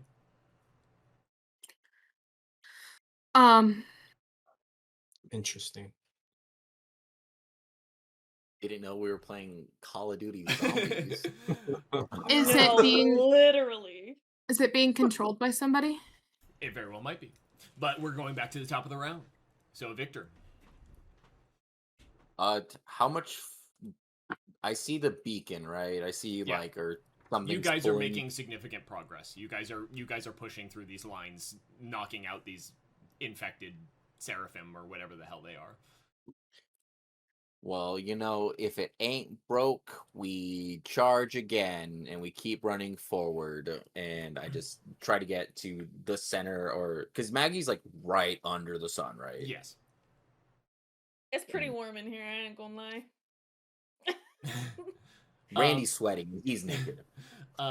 Yeah, so okay, yeah, you continue to do that. As you do that, you also see the tank rise from within one of the trenches. It rolls over the edge in front of you. You see as Cypher is putting up a wall on this side to block Seraphim from getting closer to you guys, and you watch as the giant golden tank just slowly rolls out and very clumsily just right in front of you. What does the tank smell like? Blood God. and guts. That is an actual answer. But Oh God. Jeremy, you're further ahead, so you hear the sounds of the tank rising out from the trench, but you are charging close. You are not that far away from the what you know to be the platform that leads up to where Maggie and Randy are. I So take sorry, Jordan. No, you're Seeing good, the tank, the saying, I forgot. I should just probably say this because I see you're in front and you're probably not looking behind. Victor's rushing it. He's just like, Jeremy, tank! He says, as I run, like, being in the military myself, I know what a tank sounds like. I know. You're the tank. Take care of it. Tank v tank, go. What? Huh? What? What'd you say, Doug? Oh. I said tank I'm v gonna tank. interrupt you guys real quick because my good buddy Zoe just tried to join our Discord and they said that the invite link is not working. Oh, we'll fix that in just a second. Okay. We'll Okay. do that Sorry. now. Continue. Oh, no worries. As I say, you're the tank. You got it. I know. And I like, as I'm holding the other spear, I do a thumbs up in the air, and I just keep running through Seraphim. I'm, swing here with the spear, swing here, spinning around, spin, turn around, do a jump. All the martial arts anime style stuff, Yep. and just make it up to try to get as close as possible to the platform. Cool. Yeah, you do that, and you're continuing to tear through these guys. You think that as you do, you can kind of see, like, as their armor cracks and breaks beneath you, that these guys might have been a fight once. But the fact that they're not using their training or their powers or anything, you feel there's almost like a weird lingering feeling in the back of your head of like a feeling bad for them as you're just literally ripping these guys to shreds. And yeah, you're darting amongst them just when they look in your general direction, and then all of a sudden you're in front of them and there's a spear through their head. You are moving so quickly, just boom, boom, boom, boom, boom through the battlefield, just leaving a trail of death behind you. And by the time that you come to of this darting in between enemy after enemy, you find yourself at the base of the platform. It is a ramshackle makeshift elevator that would lead up to the walkway that leads to the sun. And as you do that, more shells ring out, the sound of artillery fire, the whistles of trench warfare as more rounds land around you. You watch as another explosion further back from you explodes, and as it does, bodies of seraphim and automatons appear out of nowhere and then collapse within themselves, crunching into metal balls of flesh and blood, and land on the ground. Okay, now we're more in Tenet now. I haven't seen that movie. Maggie. Trying to kill us. Hi. The last thing that you were doing was checking on Randy, right? Yes. So as you lean down to check, PTSD. yeah, as you lean down to check on Randy, Randy looks up at you and goes, "This isn't the first time that one of them called me a key. Uriel said that too. So did Michael. They were looking for the wolf that unlocks the next door.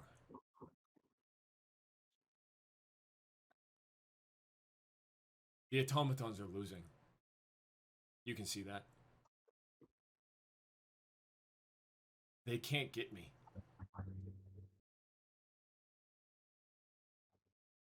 I don't like that.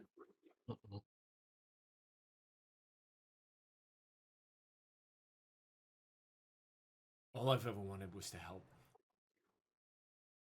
But I know what I am now. He looks up at the sun above him. Fenrir. The wolf that eats the sun.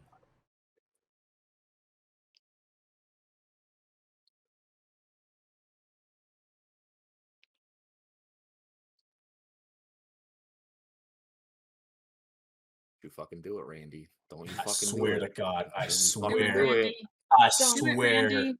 I Do it, swear I will. Randy. Don't be a pussy, Randy. I'll I kill just him and before I just he came does up it. with the best nickname for you too, man. You were gonna be Big Dog.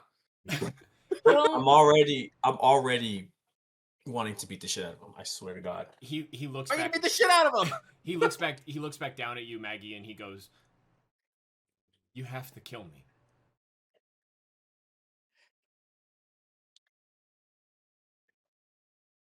There's no one else that I would want to do it. You're my friend.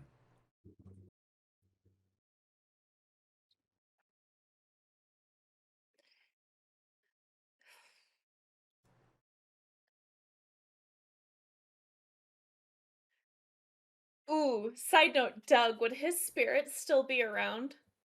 You don't know. You've never been to a place like this before. Fair.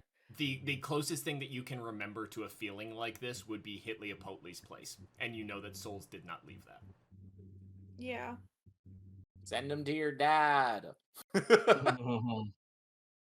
Technically my brother-in-law first. But if I kill you here, you're gonna stay here. But then they can't get me.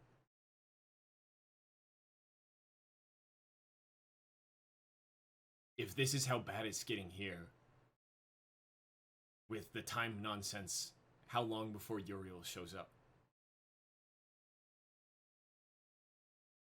How long before Uriel shows up with their seraphim, not ones that are eating each other?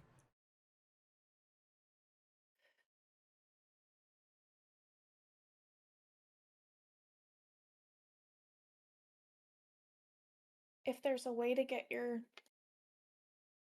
soul out of here, you know I'm taking that chance, right? I know. You hear a metal clanking behind you as one of the automatons leans over and goes, "Mrs. Maggie Hall, your friends are at the elevator. Would you like us to send it down?" Send it down and greet them. Understood. The automaton begins moving towards the elevator. Doug, I would like to ask, if I do this, may I use Pierce the Veil to Kalima Randy? To rip his heart out? Yeah. You would still know from your positioning when you tried to use a power before that powers to that extent might not be able to be used. Okay. So I'm gonna have to do an old-fashioned snap of the neck. Got it. Your friends are here. Your friends are getting closer if you want to wait. I'm just gonna grab his face and just push our foreheads together and be like, you know, this is gonna rip my heart out.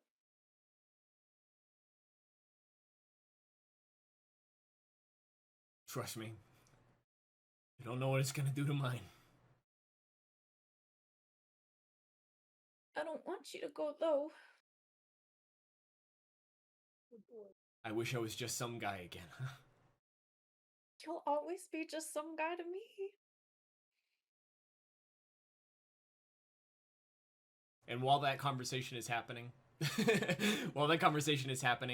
the Cypher and Victor, you guys see as the tank lands in front of you, the hatch on the top opens and one of a seraphim, seemingly not affected by what's going on, scrambles out of the hole. And you guys watch as hands just reach up and grab him and start ripping his wings off as they pull him back into the tank. The tank is not a threat to you. You guys can move around it. Oh, I wanted to go head to head against a tank. Just basically just pushing against each other. As you guys have this realization and continue to move, the gods that are running behind you are having similar instances to you. They are charging through Seraphim, ripping things apart. But in this brief moment of watching this tank kind of rip itself apart, which is just like a surreal kind of thing to see, you hear from the back line a loud, resounding, "No!" That sounds like Michael.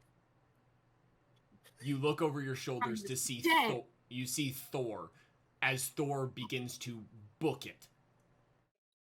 Something has happened within him, and he feels something as he runs towards the elevator as fast as he can, lightning trailing behind him. He continues to try to throw his shotgun and try to pull it towards him, but something is stopping him. And as he screams at the top of his lungs, "Do not kill my son!" as he continues to throw the shotgun over and over again as he runs towards the elevator.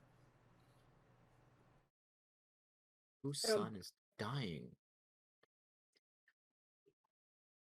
Bro, Is Maggie's about to kill somebody, right? Randy? No, but Randy's Loki's kid. You think?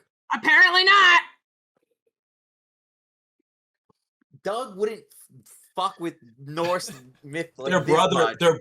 They're Do you guys Uncle want and brother nephew. husbands. Do you guys want to make it to the elevator now, so that we can I- have this sequence all together? I don't have to use the elevator. I can just climb up vertical surfaces.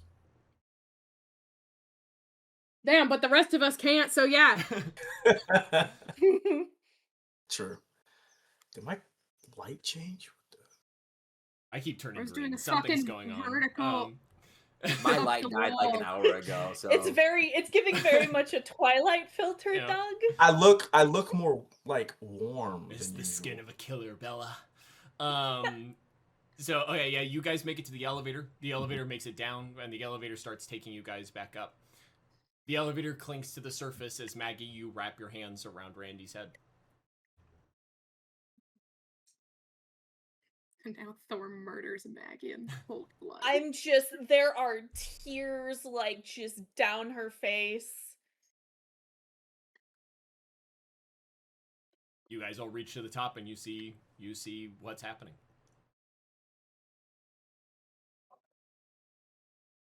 And I'm just like,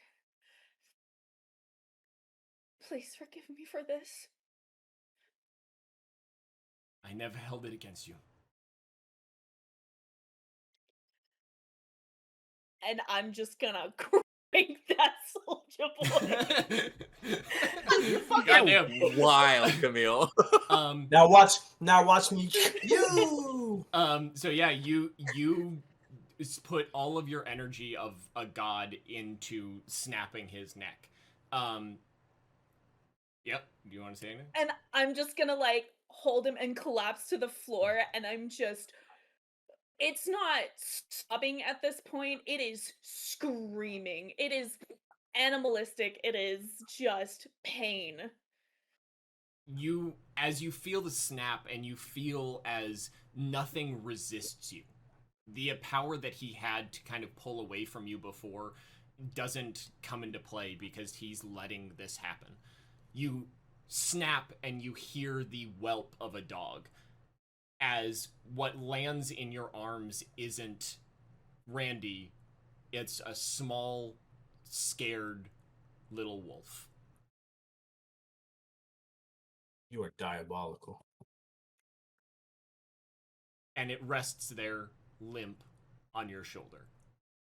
As the rest of you get to the top of the elevator, Thor screams at the top of his lungs, "No! Why?" And as he takes step after step, you watch as green smoke begins to emanate around him and fall off of his body. Oh, fuck. The visage of Thor slowly God starts to damn it. slip away as the lanky form of Loki walks from the mist. My son! Why did you kill my son? You think I wanted to? It was You all that I asked me had left. to. You He was all that you had left. had left? Of her. Of Barboza. They have killed all my other children.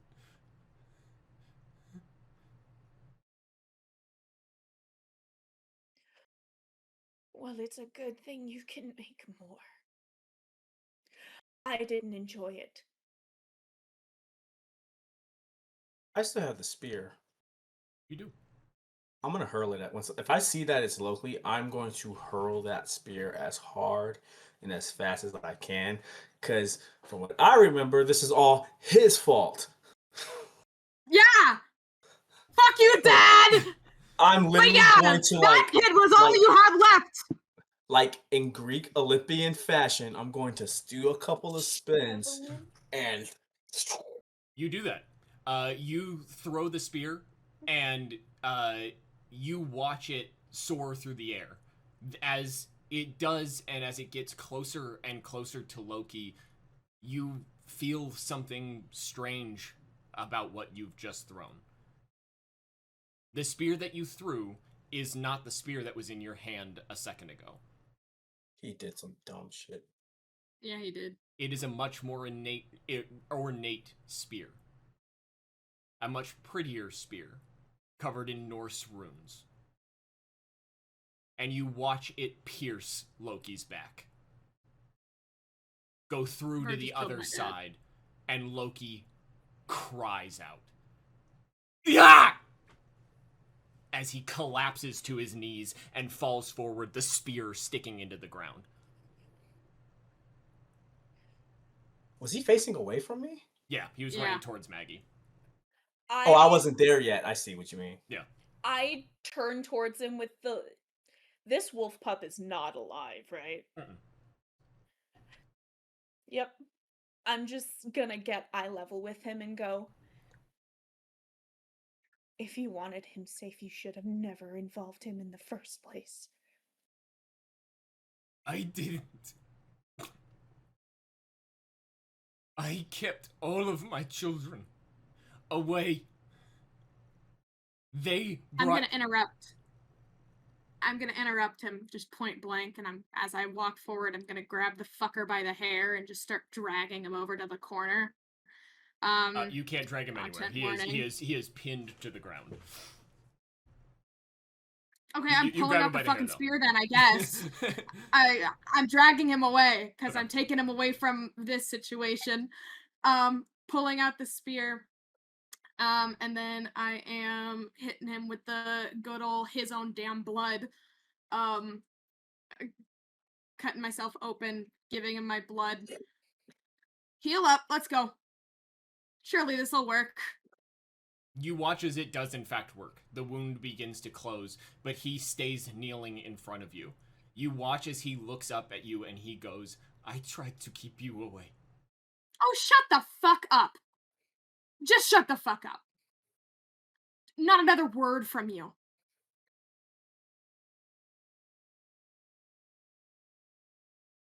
That is valid. Not another. Not another. Shut the fuck up. You sit there and you stay there until we tell you that we're done with you. Nod if you understand. He nods. And then I'm gonna smack him over the fucking head really hard. Walk back over. All right. Did she take the spear out and he healed? Yes.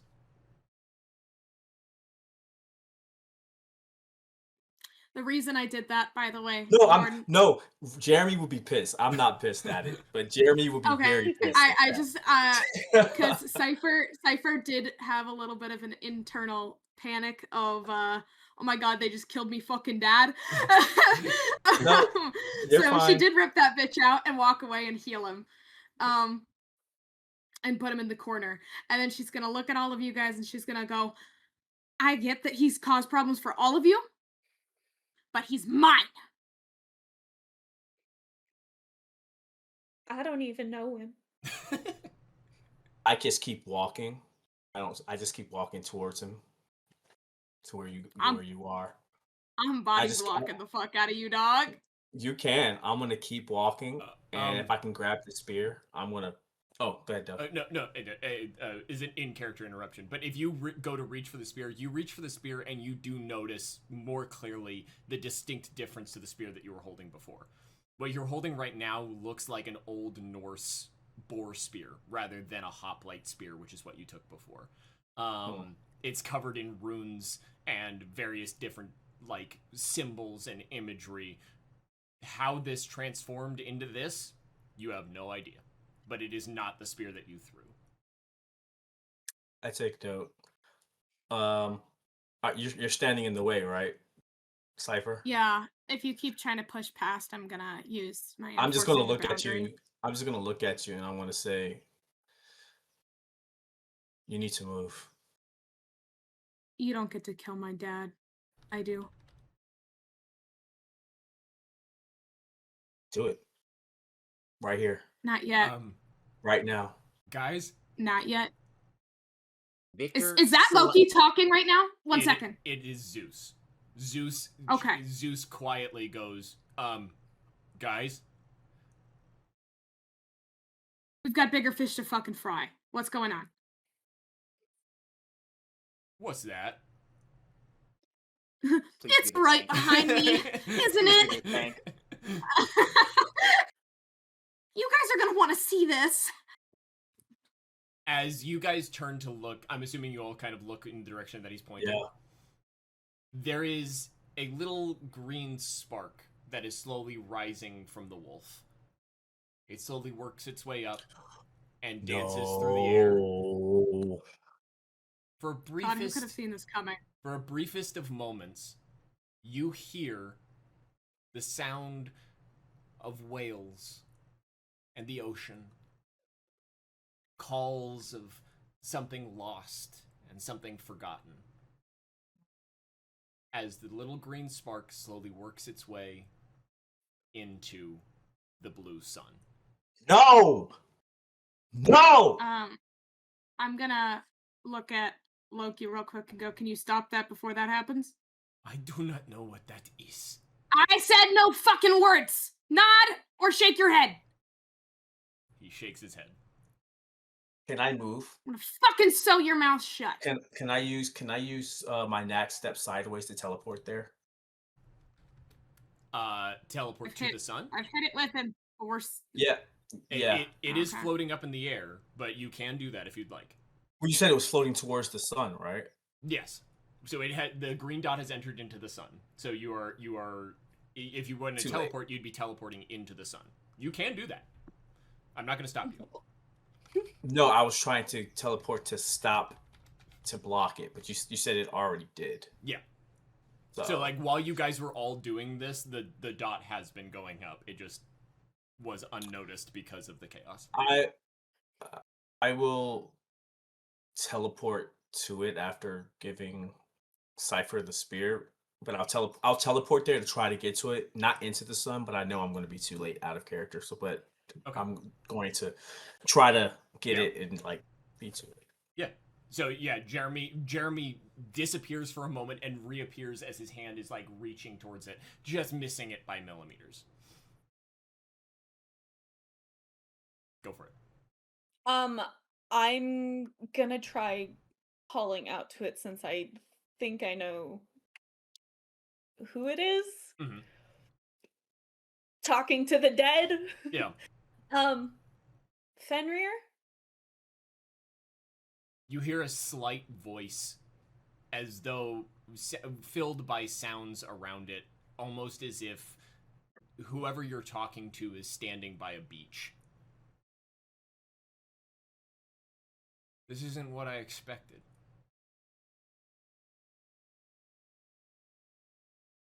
I mean, you could stick around with me if you want. I don't think I can.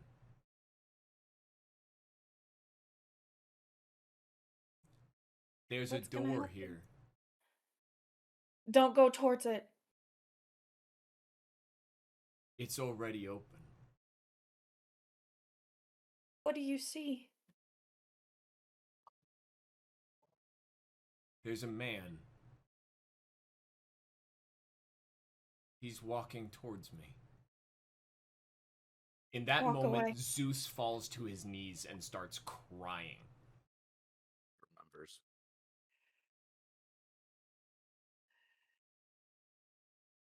You watch as the sun itself begins to flicker. The sounds of water and whales begins to echo even louder. As Zeus just cries out, "It was a cage for the worst of us." I get to have that conversation. Fuck. Oh, Poseidon. Who?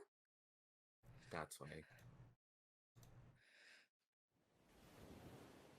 Doug, has it been 3 minutes? It has been. I'm playing a noise. Damn it. Hold on. I've been waiting for this. Poseidon? Turn on my... You watch as this being slowly walks out from the sun itself. You watch as his long hair, damp and wet. You see his form physically fit and not wearing any clothes. Slowly steps from the gigantic dying orb before you. The world seems to slowly flicker and get dark as its sole light source begins to fade. You watch as this figure walks down steps made of water as a trident slowly forms in his hand. He gets to the bottom step and faces all of you. Glances at a crying Zeus.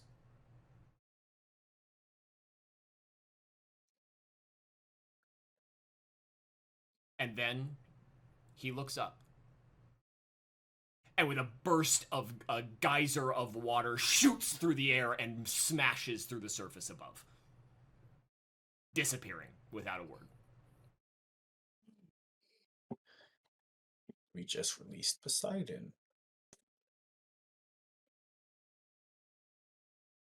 Yes. Was he hot? Yeah, I'd say He's so. he's pretty moist. He was moist. Guys, I've got a plan. I'm gonna seduce Poseidon. Good luck. Ew. I'm not related to him, and I can fix it. If I can control the man. No, I can't fix him. If I can control the man, I can figure it out. That's all I'm saying. He had the most stubborn wife. You guys feel the world around you begin to flicker and darken as the source of this world begins to fade. I just say to Maggie looking up, I say, what? Was that Poseidon?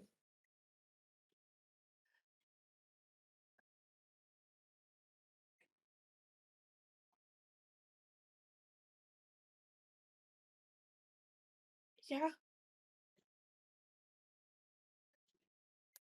Huh. More importantly, what have we done, you guys?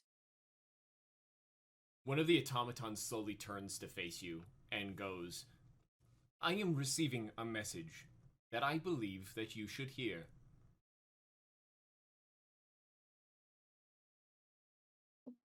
Go on.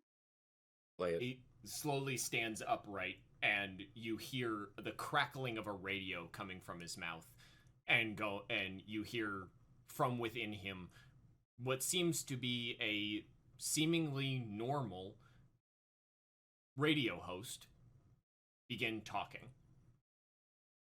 As he says, "In other news, a Category 12 hurricane seems to be moving towards Louisiana.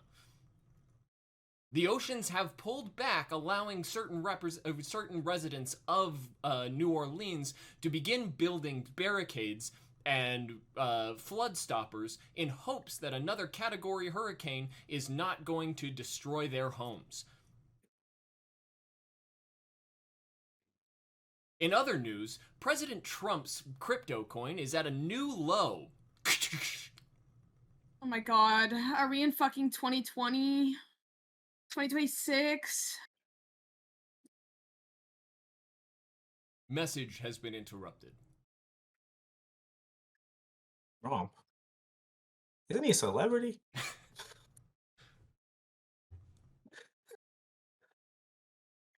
Oh, fuck. All right.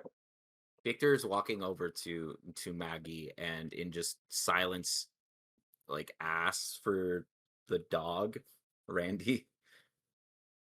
the Randy.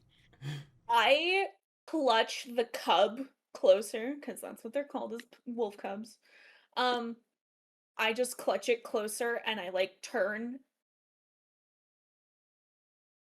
He asked me to. And now I'm asking you. No. Let me try. Maggie, Victor can help. Maybe. Okay. I'm gonna walk over. Well, first I'm gonna at fucking Loki just to make sure that he knows he's not allowed to move. I'm gonna walk over and to assist Victor with what he's doing. I'm going to just smear the blood I already have all over the cub's mouth. Just gonna probably freak Maggie out because I don't know if she actually knows about that power, but At this point, she's just killed somebody she loves very dearly. and now Cypher's being a freak and putting her blood in its mouth. Nothing will phase her at this point, but this will cause nightmares for her. You want, Victor, is there anything you would like to do in this moment? I'm going to attempt to use Breath of Life. Okay. So, as you cast Breath of Life and you use your Jotun blood to attempt to bring him back, both of you can recognize that, having used these powers before, he's lacking something that you need. The spirit. He's lacking a soul.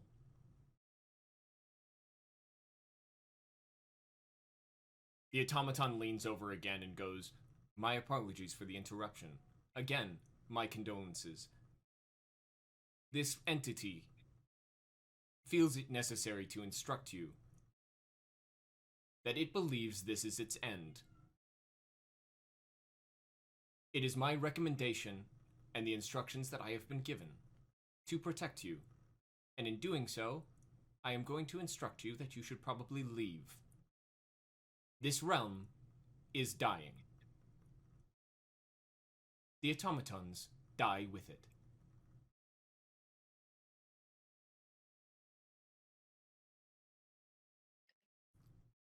Wait, what about Virgil?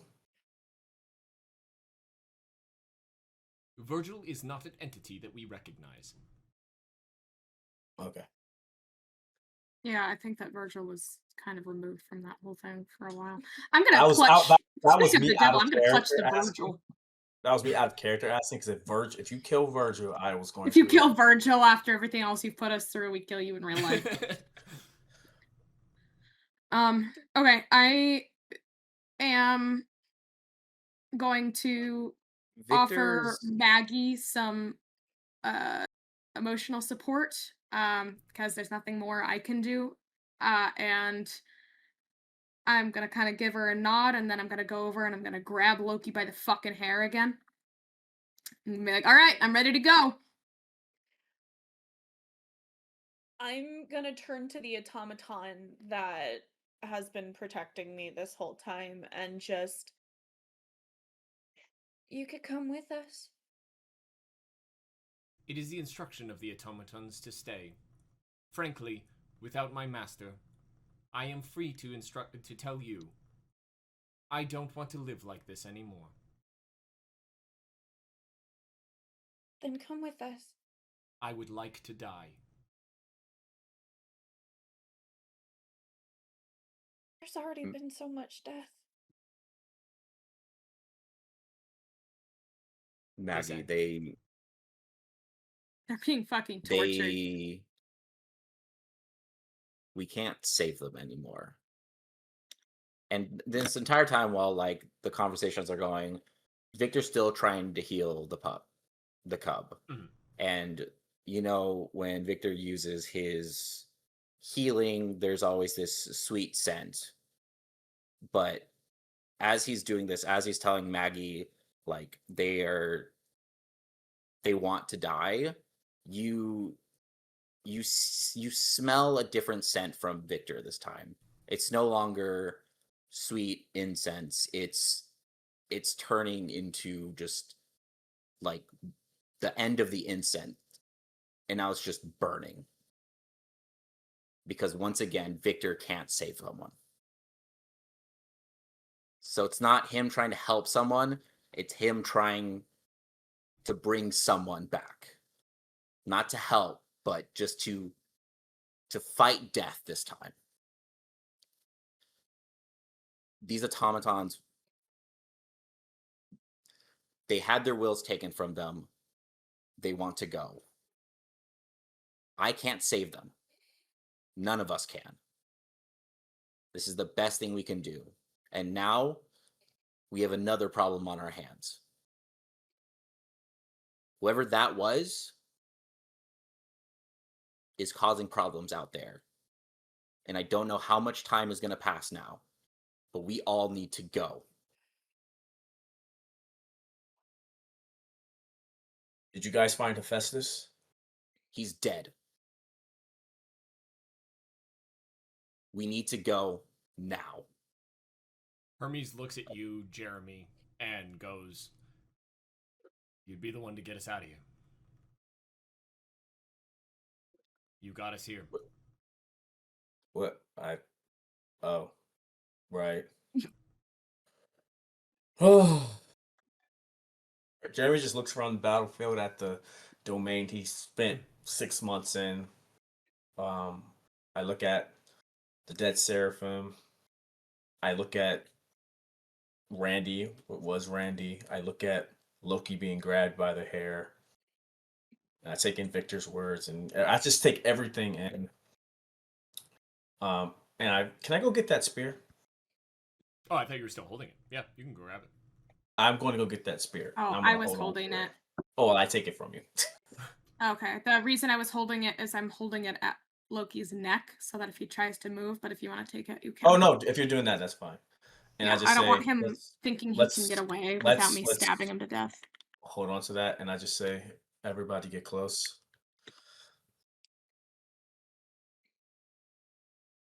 Does everybody get close? Yep. I think we're all pretty close enough. I think everything that happened was within a certain range.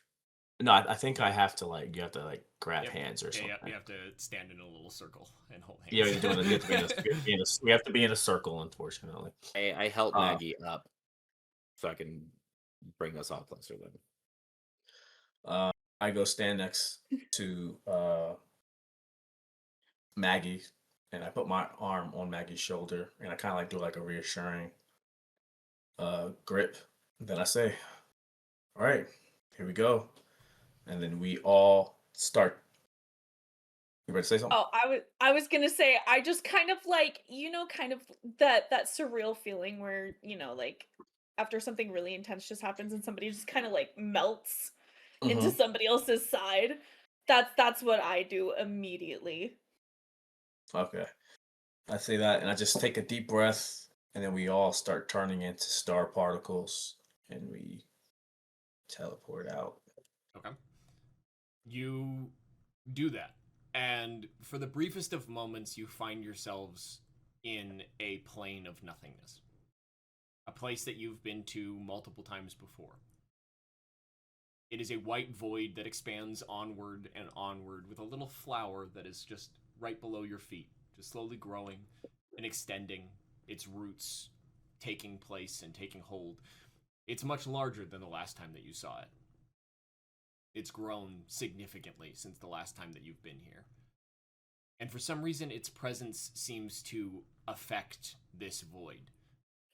For the briefest of moments while you're here, you think that you can hear birds chirping in the background. Somewhere distant in that void is life. Then that void is gone, and you find yourselves on cold, damp streets. It's hot and muggy and gross. You're surrounded by old colonial style buildings, and you hear people in the distance talking and murmuring about themselves. You hear TVs and radios. But something feels different about where you are. This isn't New York. And everything looks older, a little more dilapidated, a little more sad.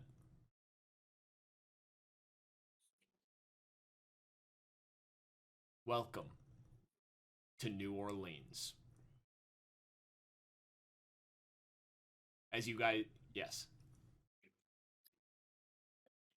Where the fuck's my kid? So, as you guys stand there in this street, you immediately look around to notice that there are a few of you missing. Hermes is not amongst you. Zeus is not amongst you. And Loki is not amongst you. Cypher, you're still standing there as though you're holding the spear to his neck, but seemingly he has vanished amongst the other gods. I think he would have known better than to do that in an attempt to get away from me. So, I think there was something else that went on there. We should have killed him when we had the chance. I Victor. wanted to be the one that killed him, and I wanted to be able to do That it Jeremy's along. thinking that. I'm not criticizing. Jeremy's just thinking that in his head. I was like, I feel like I deserve it. I've gone through a lot of shit to this evil man.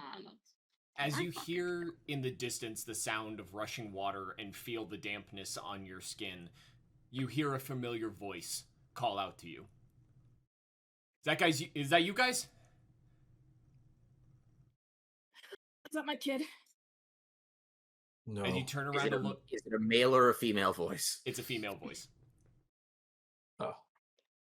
As you turn around to look at where the voice came from, you see a large woman standing at roughly around 6'5", wearing a tank top and jeans, and holding a spear in one hand, wearing a helmet that seems to have been made by herself. She takes a few steps forward and removes her helmet, and you all recognize the familiar face of Astrid. It disappeared on me again. Astrid. That brat has my dog. What That year brat! did Astrid? Call my kid a brat! Does that spear look like the spear that No, you guys are still holding that spear. does Astrid look older? She does not. Okay. Astrid. What year is it? I mean, you guys have been a lot longer this time. It's 2026. Don't worry, I'm not upset this time. I know what you guys are doing. I'm just gonna walk forward and give her a hug. She accepts the hug. Welcome back. I missed you. Considering it's only been like fucking half an hour for me, man. I didn't have a lot of time. But no, I would have missed you if I had enough time. Oh my god, my life is so fucking over. Don't worry, we'll have time to catch up because something. I kind of figured you guys were going to show up here because something big is happening. It's like the biggest hurricane that's ever been seen in the history of history is heading towards New Orleans right now. Yeah, that's called Big P. What? Poseidon. That kind of checks out. But a lot of things are worse than that. Okay. As you guys take this moment to recognize the world around you has changed again, so much has happened. this time is perfect. You're all killing each other for no reason. You put people in power that hate you. I couldn't have written a better Ragnarok than this. You guys have given me perfection. You all did this. God, you're terrible. And I can't wait. Oh, I can't wait to watch what happens next. So close, so infantilely close. Oh, I'm here. Just waiting. Just fucking waiting. Oh, it's gonna be soon. Oh, it's gonna be soon. Victor I'm puts his confused. hand I'm out. assuming that wasn't Astrid who just said that, right? Said what? Everything that you just said right now. Victor puts his hand out No, Astrid just and came out. says, Astrid came out. You hugged Astrid, and But everything that you just said, was that you narrating or was that Astrid talking? I didn't say anything after Astrid. I'm being fucking gaslit right now. Victor puts out his hand, not to Astrid, not to anyone, puts his hand out and says, "Hi, I'm Victor. Okay. I'm going to find you." I think things have gotten a little confusing, so we're gonna call it here for tonight. This is where the session is going to end for tonight. But we will be back in 2 weeks. This has been a lot of fun. We're gonna do our rounds and introduce, say our goodbyes to everybody. So we're gonna go in the backwards direction that we went last time. So Camille, you're up first. Hi. Once again, I'm Camille. You can find me at vampire_Camille here on Twitch and on TikTok, and Vampire Camille TTV on Instagram. And I am this close to biting Doug's throat out for fun right now. This close. I Jordan? love you, Doug.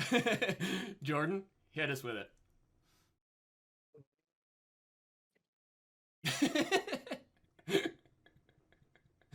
I'm Jordan, Irby. I want to crash out like Jeremy Porter. You can find me at Jordan_Irby.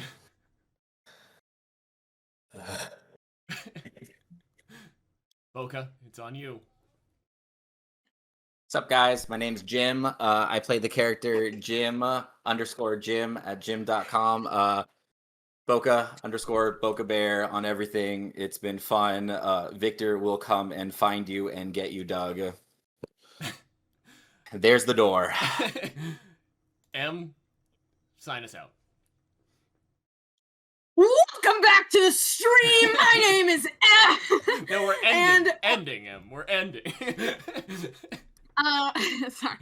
And my name's M. You can find me at Niere on everything. It is spelled wrong on the stream here. Did I spell it wrong? Nierree. Oh, I'm sorry. I will fix that. It's okay. That's what I was trying to tell you earlier, casually, but it Gotcha. didn't work. But if you were wondering, and we'll see you next time, or we won't, because Doug might be dead. Yeah, probably. As the resident dead guy, I have been Tales of Pantheons. It has been an absolute pleasure to have another session with you all. This was a lot of fun. This was a kind of to explain a little behind the scenes kind of stuff. This is kind of an intermediate between two kind of bigger sections. So I hope that this was fun. It was definitely different than what I normally write. So I hope that you guys all enjoyed. Yeah, I think I don't have that much else to say. We will be back in 2 weeks, but if Boca, if you could throw the links up again, follow us on YouTube to so that we can beat the AI slop that is currently beating us right now. And then follow us on, or come join our Discord so you can talk to us and get updates on what we're doing, because we're doing a lot of cool stuff now. It was, it doesn't feel that long ago when we weren't doing much. We were just having a little game with our friends, and now we have a bigger audience and things are cool. So yeah, thank you guys so much. Yeah, I think that's all I gotta say. So you all have a lovely rest of your night, and I will see you all at another point in time.